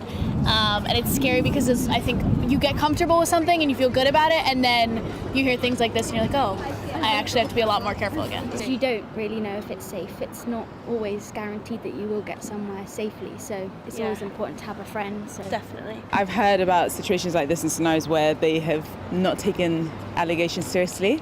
So I'm glad that it's been brought to the limelight. I hope that they'll do something about it, because it's a shame if women feel like now they have to consider, do I use this app or not, when it's the app that most drivers use to get around. Right, well, there we go. Now, I'm joined now by Steve McNamara, General Secretary of the Licensed Taxi Drivers Association. Steve, thank you very, very much for coming into the studio and for joining us. Are black cabs safer than Ubers? Absolutely, 110%. Why? No comparison. Well, the statistics just simply bear it out. The last set of stats that we have in London from Transport for London, there were 300 sexual assault allegations in private hire vehicles, and there was absolutely none in a black cab. So there's your stats, the current ones that are available. And if you look back into history, you're talking about these US court cases. Already in the UK, Uber have settled some cases. Yeah, it's coming our way. Yeah, and there must be more coming. Twice Uber have lost their licence. One of the major, other than the fact that the cars weren't insured. And you mentioned earlier that, you know, you see the picture of the driver. Well, in 2017 and 2019, one of the reasons that Uber lost their licence is because the guy who was the picture wasn't the guy driving the car. and their checks were poor. Many instances of uninsured vehicles, and obviously it goes with it that the large number of sexual assaults and allegations that have been made reflect that. You know, you can't buy safety. It has to be done properly, and the only safe way of travelling in London is in a black cab, obviously. Obviously, people point to, unfairly, but people do point to, like, John Warboys. Well, look, the reason that everybody know Warboys is Warboys was an anomaly. He was an abomination. Yeah. And incidentally, it was my members that contributed money towards the campaign to keep him locked up. Yeah. And Warboys, we've been around since Cromwell, 16, whatever it was. And I've got members who remember him, I tell you. They like Cromwell, yeah. I thought you meant Warboys for a second. I was going to get worried. No, look, we've been licensed for over 300 years, and the reason that everybody knows Warboys is because he is the one stain on our character. You know, there's nothing I can tell you about him. The only thing I can tell you is that there's far more TV presenters and journalists that have been accused of this sort of thing than cab drivers. That's just a fact. Yeah, I've been found not guilty, thank you. No. But seriously though, when it comes to the Uber stuff, I mean, look, for a while, I'm going to hold my hands up to it, you know, it was massively convenient for me. You know, especially during the pandemic. Just for a while, it was really convenient for me because I was working at the very start of the pandemic, at the start of lockdown, I was still going to work, and I had to be in my office at 5 a.m, and the tubes weren't running, and where I lived, I couldn't guarantee a black cab, and at that particular time, there weren't all the apps that there are now. So I knew I could go on my phone, and I could get from Finchley to Waterloo for about £8. And that cab... But actually now I'm thinking that you kind of pay for what you get, and a black cab feels more kind of British. It almost feels more proper as well, doesn't it, I think? Well, firstly, when you were doing that, I mean, the reason it was so cheap is venture capitalists were pumping money into Uber. They were subsidising the ride. Absolutely. And incidentally, the Competitions and Markets Authority said that's absolutely fine. They were pumping money in, subsidising rides. Now, that's no longer happening. The reality is that for the majority of the day now, it's actually cheaper to get a black cab than it is to get an Uber. And a quick glance at social media will show you that, if you can get an Uber. And the reasons that you can't is the drivers, the Uber drivers have rebelled against the system. They've now been entitled to workers' rights and working entitlements, you know, national insurance and that sort of stuff. And as a result, Uber's prices have gone through the roof. We've maintained our prices at a level that we've done for the last 3 years. And we're seeing a massive return of our business. But the main reason we're doing so well, is that people are beginning to recognise that what you get with us, you get one of these new electric cabs, you know, a nearly £80,000 vehicle for less money than you get in an Uber, someone who you can trust, it's a nice someone ride. who knows where he's going, and that's why we're doing so well. Uber are no longer a problem because for us, they're an annoyance. Yeah, fair enough. Because there's a skill to being a black cab. When I get in, I regularly get black. I'll probably get one home now, right, after this. And I say, can I go to... And I'll name a road.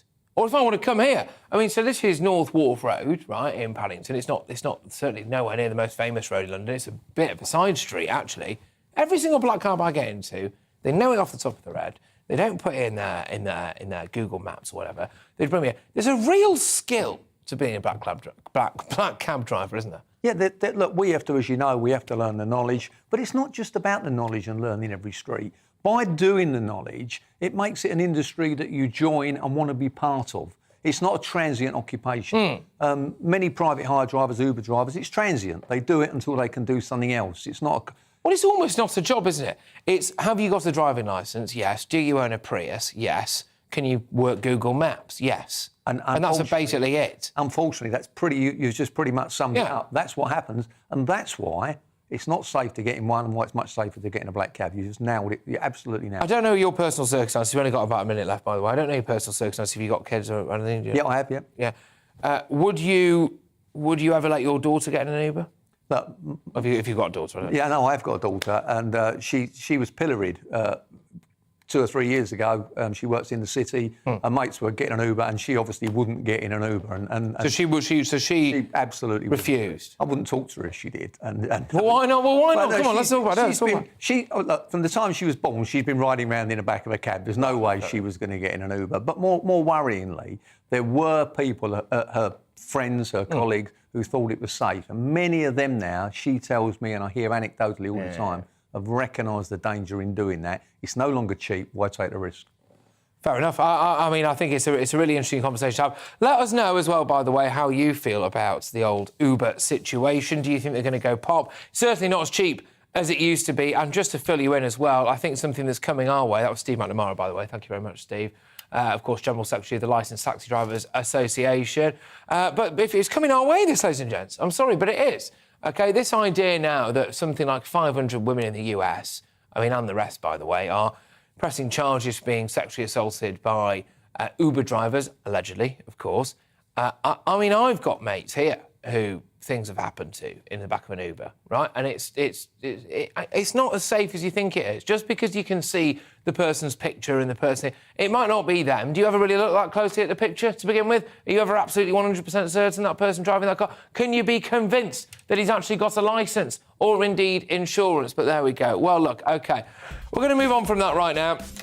I tell you some people who won't have to get an Uber. It's those people who are working from home. I don't know about you when you go outside at the minute. I get on the trains, I get on the tubes, I get on the buses, and it's hardly anyone there. Why? Because it's too hot to work, apparently. How do you feel about that?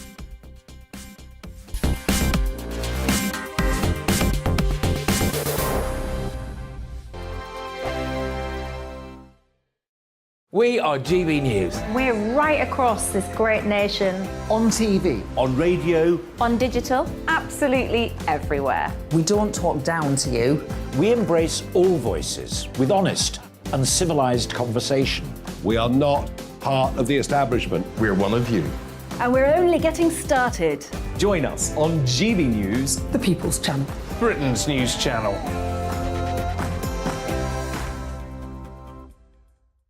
Hi there, it's Stephen and Anne. At breakfast from 6 a.m, you'll always be caught up with everything you need to know, the latest headlines, opinions and debates. We'll bring you the good news and the bad, but most of all, we're here for you. Remember, send in your views and let us know what you would like us to talk about. That's because we're your news channel. And every morning at 6 a.m, it's breakfast on GB News. My name's Tom Harwood and join me 9:30 a.m. every weekday for The Briefing, your one-stop shop for everything you need to know about what's going on in politics today. I wonder if this is a deal that might need to be like the biscuits in this factory, twice baked. Is there not an opportunity here to win out against the extremes? Tom Harwood, GB News. What are you going to do about it? Things should have been done differently, and they certainly are being done differently. Don't miss it. The Briefing with me, Tom Harwood, 9:30 Monday to Friday on GB News. Where would you like to go? Just take me to the studio, please, mate. You know where you're going. I've got a show to do. Friday Night Feast on GB News, 7 p.m. And it's like nothing you've ever seen before. We take a different angle on the week's biggest news stories. The viewers and listeners set me some absolutely mad challenges to do. We tried to rehome a rescue dog. And yes, there's some other wacky stuff in there as well. I feel like I could take on the world. Well, that's that. Friday Night Feast with me, Patrick Christie's, every Friday, 7 till 9 p.m. on GB News. Be there. Coming up on Dan Wootton tonight, it's the question dividing Westminster and the country. Who do you want as PM? And are any of the contenders better than Boris? I'll reveal who you're backing in the Tory leadership race. Plus, Trigonometry podcast host Konstantin Kisin has a message for the West. Quit your self-loathing. He'll discuss how growing up in the Soviet Union has made him grateful for Britain as he releases his new book. And as ever, there's unfiltered opinion from political firebrand Anne Widdecombe, social media sensation Zuby, and my superstar panel, Conservative Home columnist Emily Carver, former Tory London mayoral candidate Sean Bailey, and author and broadcaster Amy Nicole. That's Dan Wootton tonight, Monday to Thursday from 9 p.m. till 11 p.m. on GB News.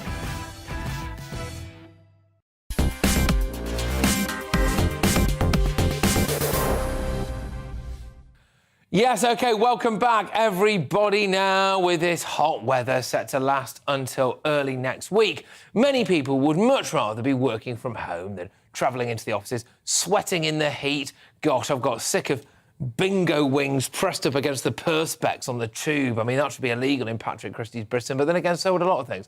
But with heat waves set to become more frequent and last longer, what are the rights of going to work in hot weather conditions? And do employers need to look at their policies? Well, Amanda Lennon joins me right now, an employment lawyer, HR director. So you're the person who sacks me, are you?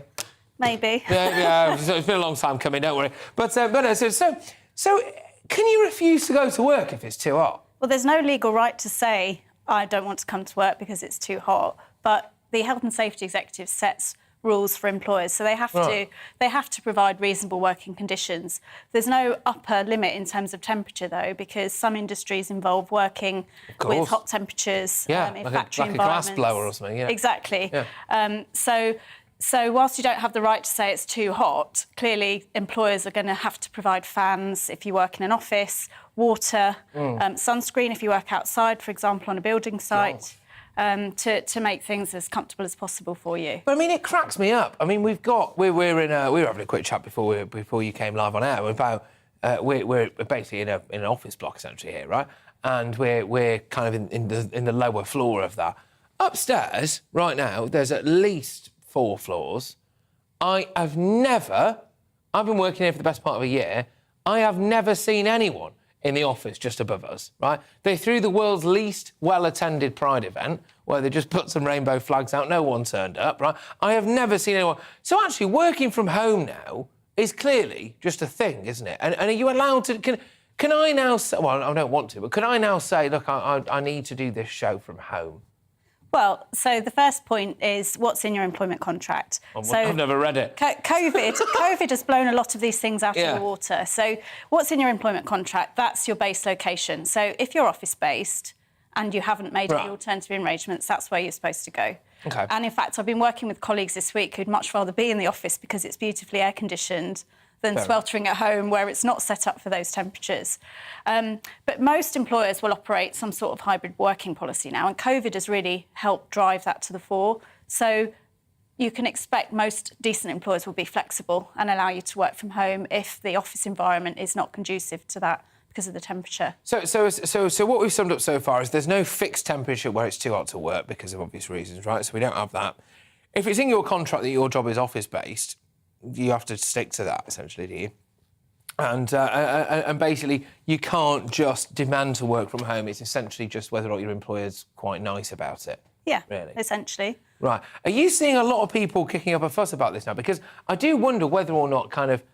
There's employees' legal rights, but there's also kind of like the fear from employers of losing people. Yeah. Are you seeing more employers just give in to workers' demands now? Yes, and I think COVID was the Even start if they don't of have that. to, sorry. Yes, COVID was the start of that because before COVID, lots of employers said, you've got to come to work 5 days a week. It's not productive if you're all working from home. We don't trust you. COVID put paid to that, really. And in lots of office environments, employees have been able to show through the lockdown that they can be as successful working from home as they can in an office. So I think most employers now will be concerned about well-being, wanting to keep the right people in their business, making sure they don't leave to go to competitors. And some markets are really hot on the war for talent at the moment.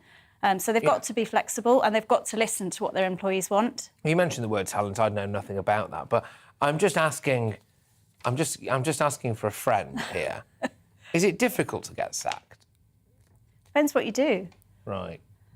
So what have you done then? Nothing. No, absolutely nothing. No, a friend of mine has done some terrible things that really should have been sacked for. But no, not me. No, but seriously, if you're on a contract, I mean, you have to commit like just absolute out-and-out gross misconduct in order to be fired. Yes, crucially sacked. Yeah. So gross misconduct is at the most serious end of what you could do to generate being dismissed, but the employer still has to follow a fair process.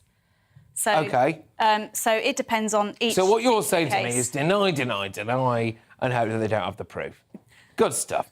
OK, thank you very much, Amanda. Thank you. Sorry for inevitably dragging that interview in the gutter, which is what I usually do. Amanda, thank you. Great to meet you in person, I must say, of course.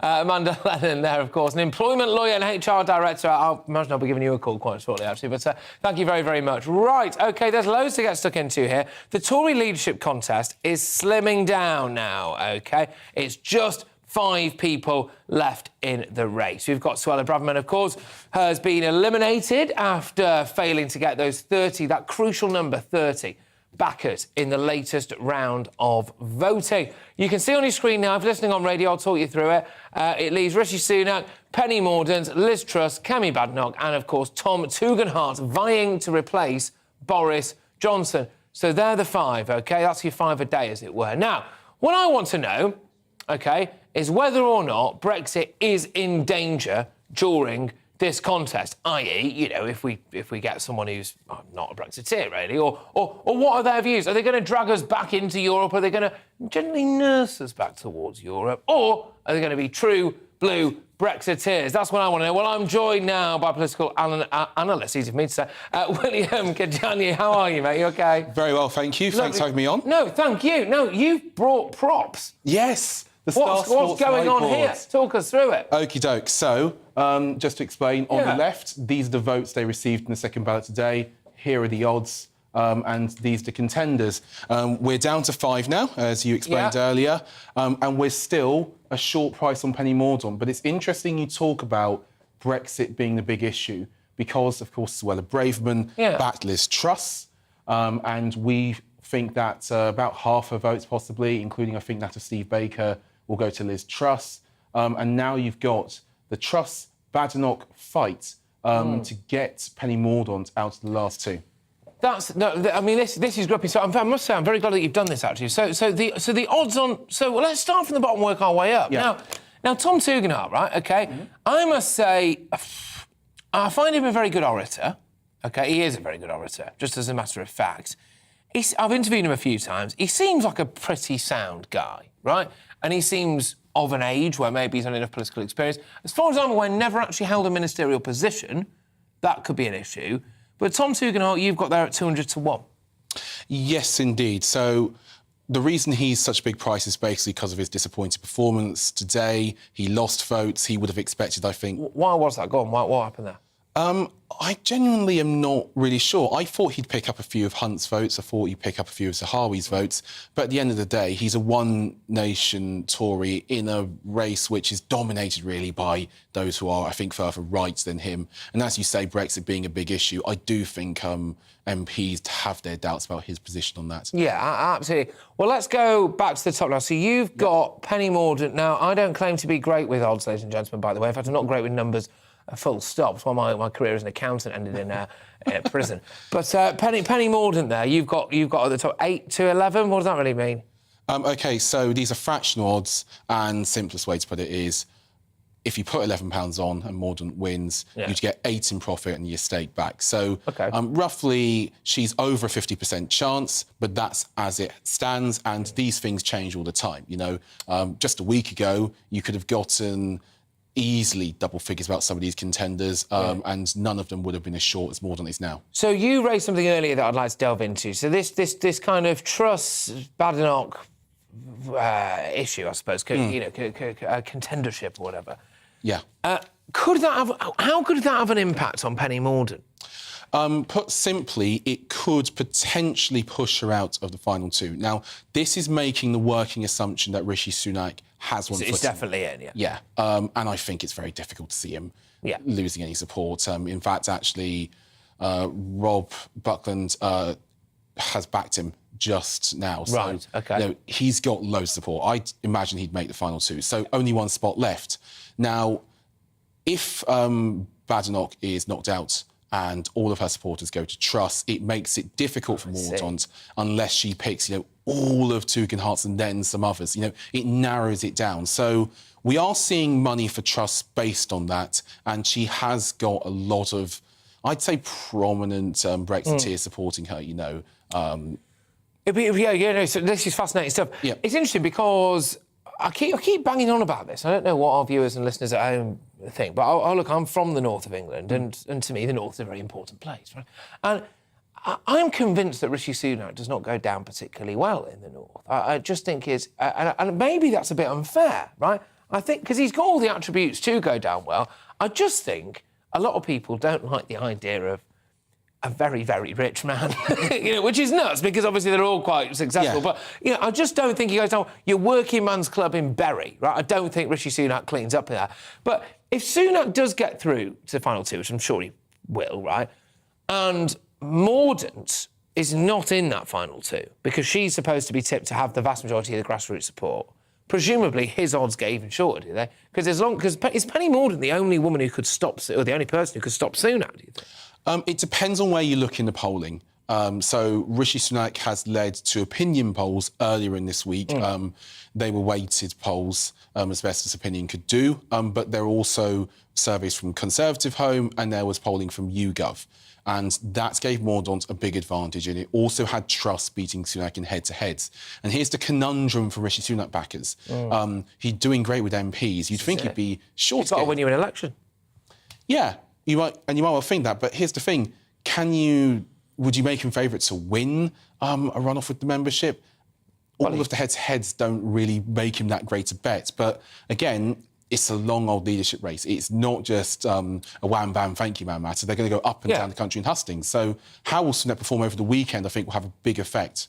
Can I ask you something? Because you're obviously all over this, right? You're all over your stats, you're all over your odds. And I'm really intrigued. I keep talking to people who say, you know what, Boris was imperfect, and he clearly was imperfect, right? But they'd have still voted for him, and they'd still be pretty sure that he'd have won the next general election. Do you think any of these people are more likely to win a general election for the Conservative Party than Boris Johnson? I would say yes, because of how far Boris Johnson's approval ratings have fallen, even with Tory voters. So, long story short, yes. This will change the markets for the next general election. It will take a bit of time for them to bed down, and we also got to see what the prospective policy plans are and how the public reacts to seeing more of all of these contenders. You know, they're all pretty unexposed, bar Sunak. But long story short, the market is sure to say that this is going to be a harder task for Keir Starmer than facing Boris Johnson would have been, and I'd agree with that. OK, really interesting stuff. Thank you so much. Real pleasure to have you in the studio, and thanks for coming equipped as well, my man. We've got fantastic odds. My pleasure. Yeah, my pleasure. Absolutely. We'll have to be back here, and you can see those on there on your screen.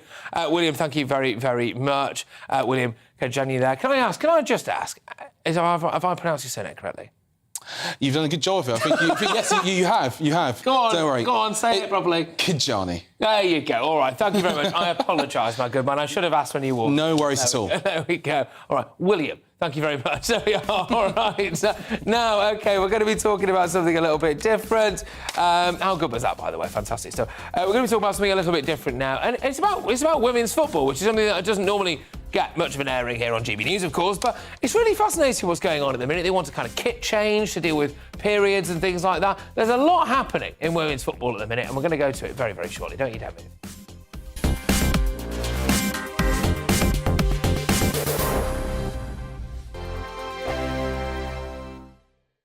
We are GB News. We're right across this great nation. On TV. On radio. On digital. Absolutely everywhere. We don't talk down to you. We embrace all voices with honest and civilised conversation. We are not part of the establishment. We're one of you. And we're only getting started. Join us on GB News, the People's Channel. Britain's news channel.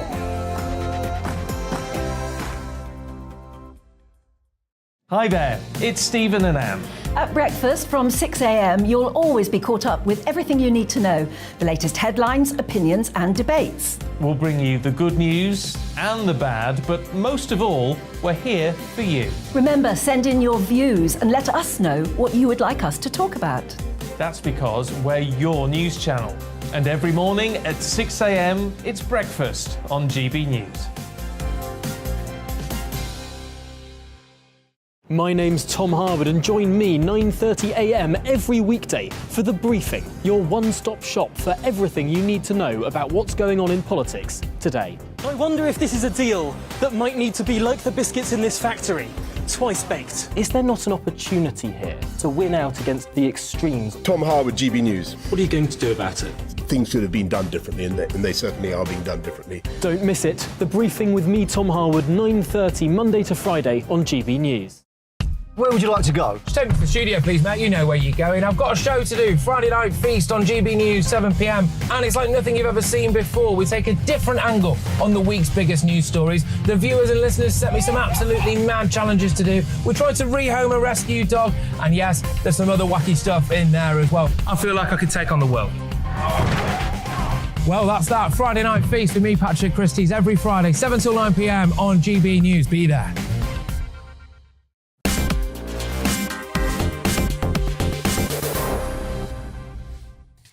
Yes, welcome back, everybody. Now, after securing their place in the quarter-finals with a huge 8-0 win, the England women's team are absolutely smashing their way through the Euros. Good for them, as far as I'm concerned. But the team has been accused of, well, numerous things. One of the things is lacking diversity, i.e. being, quotes, too white.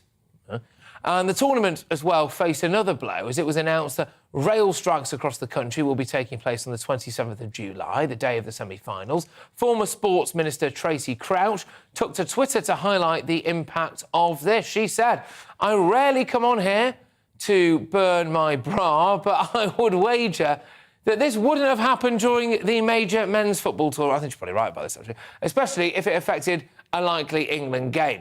This punishes women and girls going off to cheer their heroines.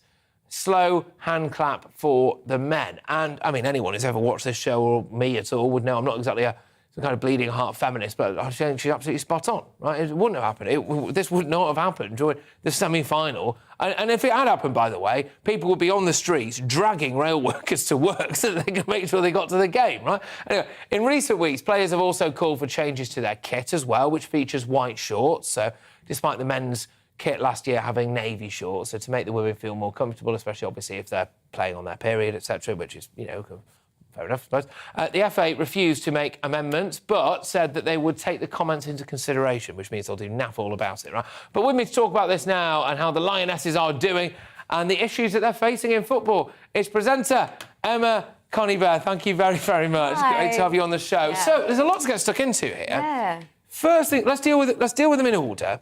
Is the women's England team too white?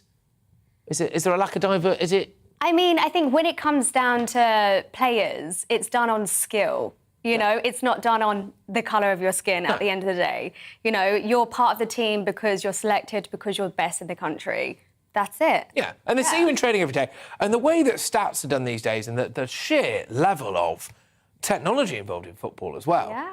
You don't get picked for a team unless you're on merit. It's all done on stats over the period and everything like that. Yeah, definitely, it's all done on stats. And, you know, if you're a goalkeeper, how many saves over the year, over the period of the season, and then also the goals. So, yeah, definitely. Let's talk about the kit now. Now, initially, it kind of raised its head a bit as well over Wimbledon with the tennis, with the women in the tennis as well.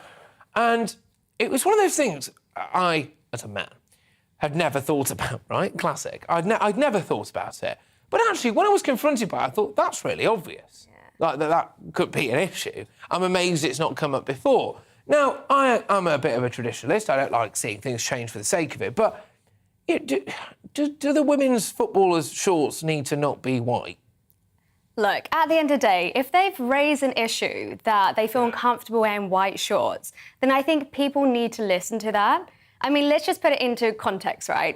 They win 8-0 against Norway, right? If one of the females on the pitch starts their period, has a stain, what do you think is going to be in the headline? You know, not 8-0 win. Woo! It's one of the team members, is on a period. Yeah. I feel as though that periods is not a taboo topic anymore. Well, it shouldn't be. No, I mean... It happens, from what I can gather, Thank once a month. you. But, you know, men feel uncomfortable talking about it. Yeah. And even maybe some females. I mean, gone are the days where you could get out your PE class, just be talking to your, male PE teacher and be like, oh, sorry, you know, time of the month. And it's like, OK, you can go, you know. But nowadays, it's just like, we have to listen to that. I think, ultimately, I used to be a swimmer and I used to swim competitively. Right. And you just... When you know that it should... Like, I'm sure many females have been caught out, right?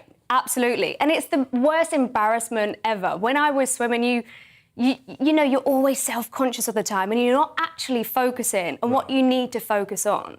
And for the females playing sport, playing at Wimbledon, or, you know, playing football, like, you need to just be on the pitch and focus. You need to not be thinking about that. Yeah, definitely, 100%. Yeah. And so you think, realistically, this is just a very basic, very easy thing, a considerate thing to do? Definitely. I think so. I think, you know, the females, they're on the pitch and they're playing their game, right? They're playing football.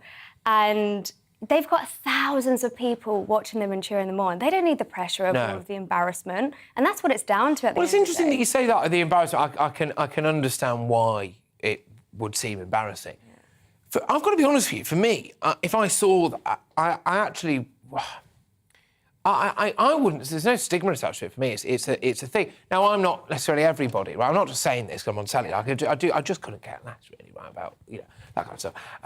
But do you really do think that as a society, people will be laughed at? Yeah, 100%. Right. 100%. There's even my sister, she's a dancer, and when she does ballet, she said that, if there's it's awkward, and you will get called out on, and people will laugh. Sure. And then ultimately, if females are playing sport and it's all over TV, thousands of people are watching them, okay, we could be like this and be like, oh, God, I hope she's okay. But the general public... Loads of people, They love drama as such. Yes. That's it. Yeah, if you could get a better headline about a girl on a period rather than winning 8-0, then... And you're right, because, I used to work in newspapers before and online news and stuff, and I can know for a fact that if you wrote that headline, people would click on that story.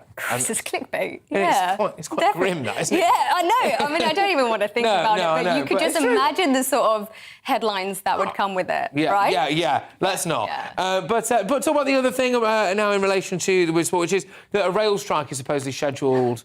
And it was a really interesting point, though. I think it was Tracy Crouch, I believe, who made it, who said there's no way this would have happened if the men were playing. I loved your comment where you're just like, literally, everybody would be dragging everybody back into work. Yeah. Can you imagine if the England men's team, were in the final of the Euros, which we were when we were robbed, and clearly should have been sent off. The thieving, anyway. And it turns out I'm not over it. And it turns out that they go on strike and people can't get to go.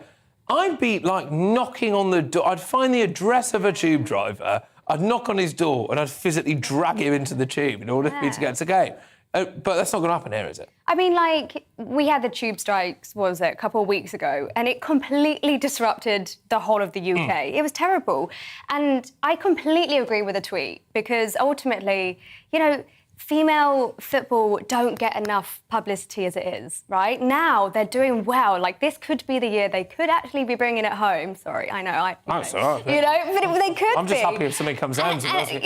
And then ultimately, it is literally just stopping people supporting the home team. But then ultimately, you've got other countries come to the UK and it's not a good look. It's terrible. Wow. They take moments of maximum inconvenience, which is what I think is absolutely unforgivable with this. I can get... And also, when you find out what some tube drivers are actually on, money-wise... Yeah, no. Striking for 60k, it's quite good money. There you go. But can I just ask you, so I've been to watch one women's football match, and it was Chelsea against Spurs a couple of years ago. At Stamford Bridge. I think it was that time they had the first game of the season at the ground. It was a decent standard, but it's not quite... forgive me for this. It's not quite at the level of the men's game, is it? OK, You're going to put mad off. No, I'm not going to. No. I think ultimately, it's completely different in terms of females and males. But I think the males are a faster pace. There's more action as such. But trust me, the girls go for it. It's brutal. They don't go rolling around. No, that's fair. They've hurt their toe. There's images everywhere where females are got blood coming out their faces, and they're still going on. They're just no. We're tough. I think she played. It was a Scottish team. I think it might have been Motherwell. And there's a video of this online where she falls over, her kneecap goes around the back of her knee, and she just hammers it back in with her own fist and carries on playing. And then you look at, some of the reasons why blokes go down in the box, and you're I know, a tiny little flick, and that's them rolling over like anything. You know what I mean? Can you imagine if I was out on a first date, right, and I was walking there with someone, and someone brushed past me in a restaurant, and I threw myself on the floor, right? I mean, I'd never have a second date. I don't understand why people do it on the football field. Exactly. Well, come on. I think I'm not trying to say it just shows, males, females. I'm just saying, we're just a little bit more tougher. Certainly. All right, look, thank you so much for coming in. Really enjoyed that. We'll have to get you. Obviously back on very, very soon. Of course, that was Emma Connie Baird there. Thank you so much. Can I just ask, what team do you support? Watford. Watford? Any particular reason? You're from Watford? No. I have got about 4 generations of our family. Like, 4 generations of Watford Yeah. I used fans. to always watch it with my granddad, so you cut me and I'm yellow. So, yeah, they're supporting the Hornets. Yeah, well, absolutely. I used to do a radio show with a guy called Richard Lee, who used to be your goalkeeper for a while. Right, yeah. But I think he was your third choice goalkeeper, which explains a lot as to why you don't know who he is. So we go. Emma, thank you very, very much. All right, great to have you on the show. Right, ladies and gentlemen, I've been asking what you think about loads of stuff, OK? And I'm really, really keen to get your views. We are, of course, the People's Channel. Now, Tamsin, of course, has been on, and this is now Back Chat Pat. I wanted it to be called For Christ's Sake. We've got Back Chat Pat, right? It was Barrage the Farage, it was Chat to Pat, and I'll deal with it. I'm not being a diva. I am a bit. Tamsin's on, right? So Tamsin asks, surely with Uber, you are paying for the convenience. How can you be sure about Uber as opposed to a black cab that surely anyone can own? Well, that's a really interesting point, that, Tamsin. Now, I get what you're saying, absolutely, about Uber being convenient, as long as it is. Now, during the pandemic, the very first lockdown, I was doing a radio show and I had to be in that studio for, like, 5 a.m. And the tubes weren't running, the trains weren't running. I didn't have a car with me at the time. So I had to go... And I didn't have an app at the time that meant that I could hail a black cab. So I had to get Uber, right? And I could guarantee that I'd get in the shower... I'd get out the shower, I'd book an Uber, and by the time I got dressed, it'd be outside, right? And it would take me there for like £8. But we're not quite there anymore, are we, with these things? It's got a lot more expensive. In my experience, it's got a lot more unreliable, frankly, as well. And there are issues when it comes to the safety, just because there is a picture of a particular, let's be honest, mostly chap, who is there and his name... You don't really know, right? So in that regard, I don't see how it's any safer than a black cab. And all I would say is this, Tamsin. Have you felt safer in a black cab or in an Uber after a night out? And that's on you, I suppose. That's completely up to you. John's been on. John asks, what's wrong with working from home? Lets people from across the country get better paying jobs and open skill markets outside of the South. I've got nothing, John, in principle, against anyone working from home at all. You know, I couldn't really care less in terms of I don't think everyone needs to go to the office every single day. But I think there's a bigger picture at play here, isn't there? If everyone locks themselves away at home, are they more productive or not? Now, you can read completely polar opposite surveys on this and studies on this. That one claims to say people are more productive from home. It's like the 4-day week stuff, isn't it? Oh, you're more productive if you only work 4 days a week. But then you read another study that says the exact opposite of that. But I think there's a wider economy at play here. So if you don't go into work, wherever your office is, right, there's probably a sandwich shop near your office somewhere or a coffee shop near your office somewhere, an independent one. I'm talking about your big chains here, right? And I'm thinking, well, they probably got a business. Well, they do got a business if no one's there, you know? So there's a little bit of that as well. I think we've got time for just one more. One viewer asked, what has been your best... What? What has been your best achievement in life? Goodness gracious me. What has been my best achievement in life? I would say pulling my missus. Right, OK, so there we go. That's just enough time now, I think. Coming up next, it's Dan Wotton. I believe Dan is here somewhere, is he? There we go. Dan, what have you got for us on your show? Your missus, Patrick. I'm not saying anything. Yeah, leave it out, Dan. Have a great superstar panel tonight, Patrick. That's all I'm saying. But no, we're obviously talking about the leadership contest. Big news tonight, Braverman back in Truss.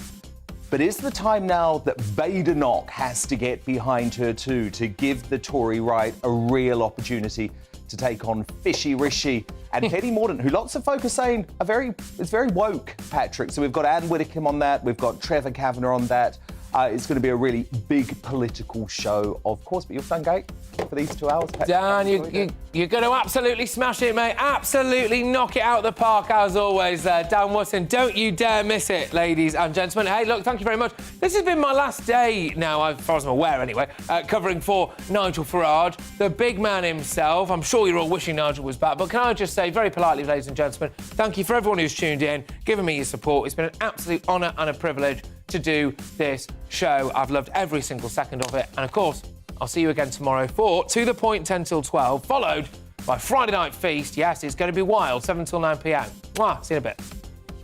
Hello, I'm Aidan McGivern from the Met Office. We're still expecting a substantial increase in temperatures for early next week, but for the time being it's relatively cool, and there have been some showers for northern areas today. In fact, across Scotland, Northern Ireland, as well as northern England, we've seen a lot of cloud cover, a fresh feel, and some of those scattered showers. Now, overnight, high pressure will continue to dominate in the south, so clear spells for much of England and Wales. The showers in the north ease away, but after midnight, the cloud will thicken across Northern Ireland and then western Scotland, with some outbreaks of rain returning here.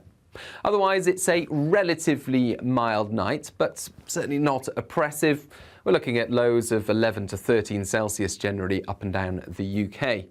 And then a bright start to the day for much of England, as well as Wales. I think there'll be a spell of rain for central and southern Scotland first thing. That's spilling into parts of northern England during the late morning period. Eventually, that peels away into the North Sea. It's replaced by showers, some potentially heavy showers once again for northern England and Scotland, a lot of cloud cover as well. But Northern Ireland sees a brighter day, 20 Celsius here, and sunny spells for South Wales, southern England, with mid to high 20s in places. Now, the showers in the north clear away during Friday night, clear spells for many then, and a warmer night to come with temperatures in places staying up in the mid-teens. But there will be some thicker cloud pushing back into the far north and northwest of Scotland, some outbreaks of rain here, and that will move into Orkney and, well, Shetland by the middle of the morning on Saturday. But otherwise, high pressure is moving in across the UK, and that will lead to widely from the central belt to southern England sunny skies, and as a result, it will be a warmer day with low to mid-20s widely, high 20s in places.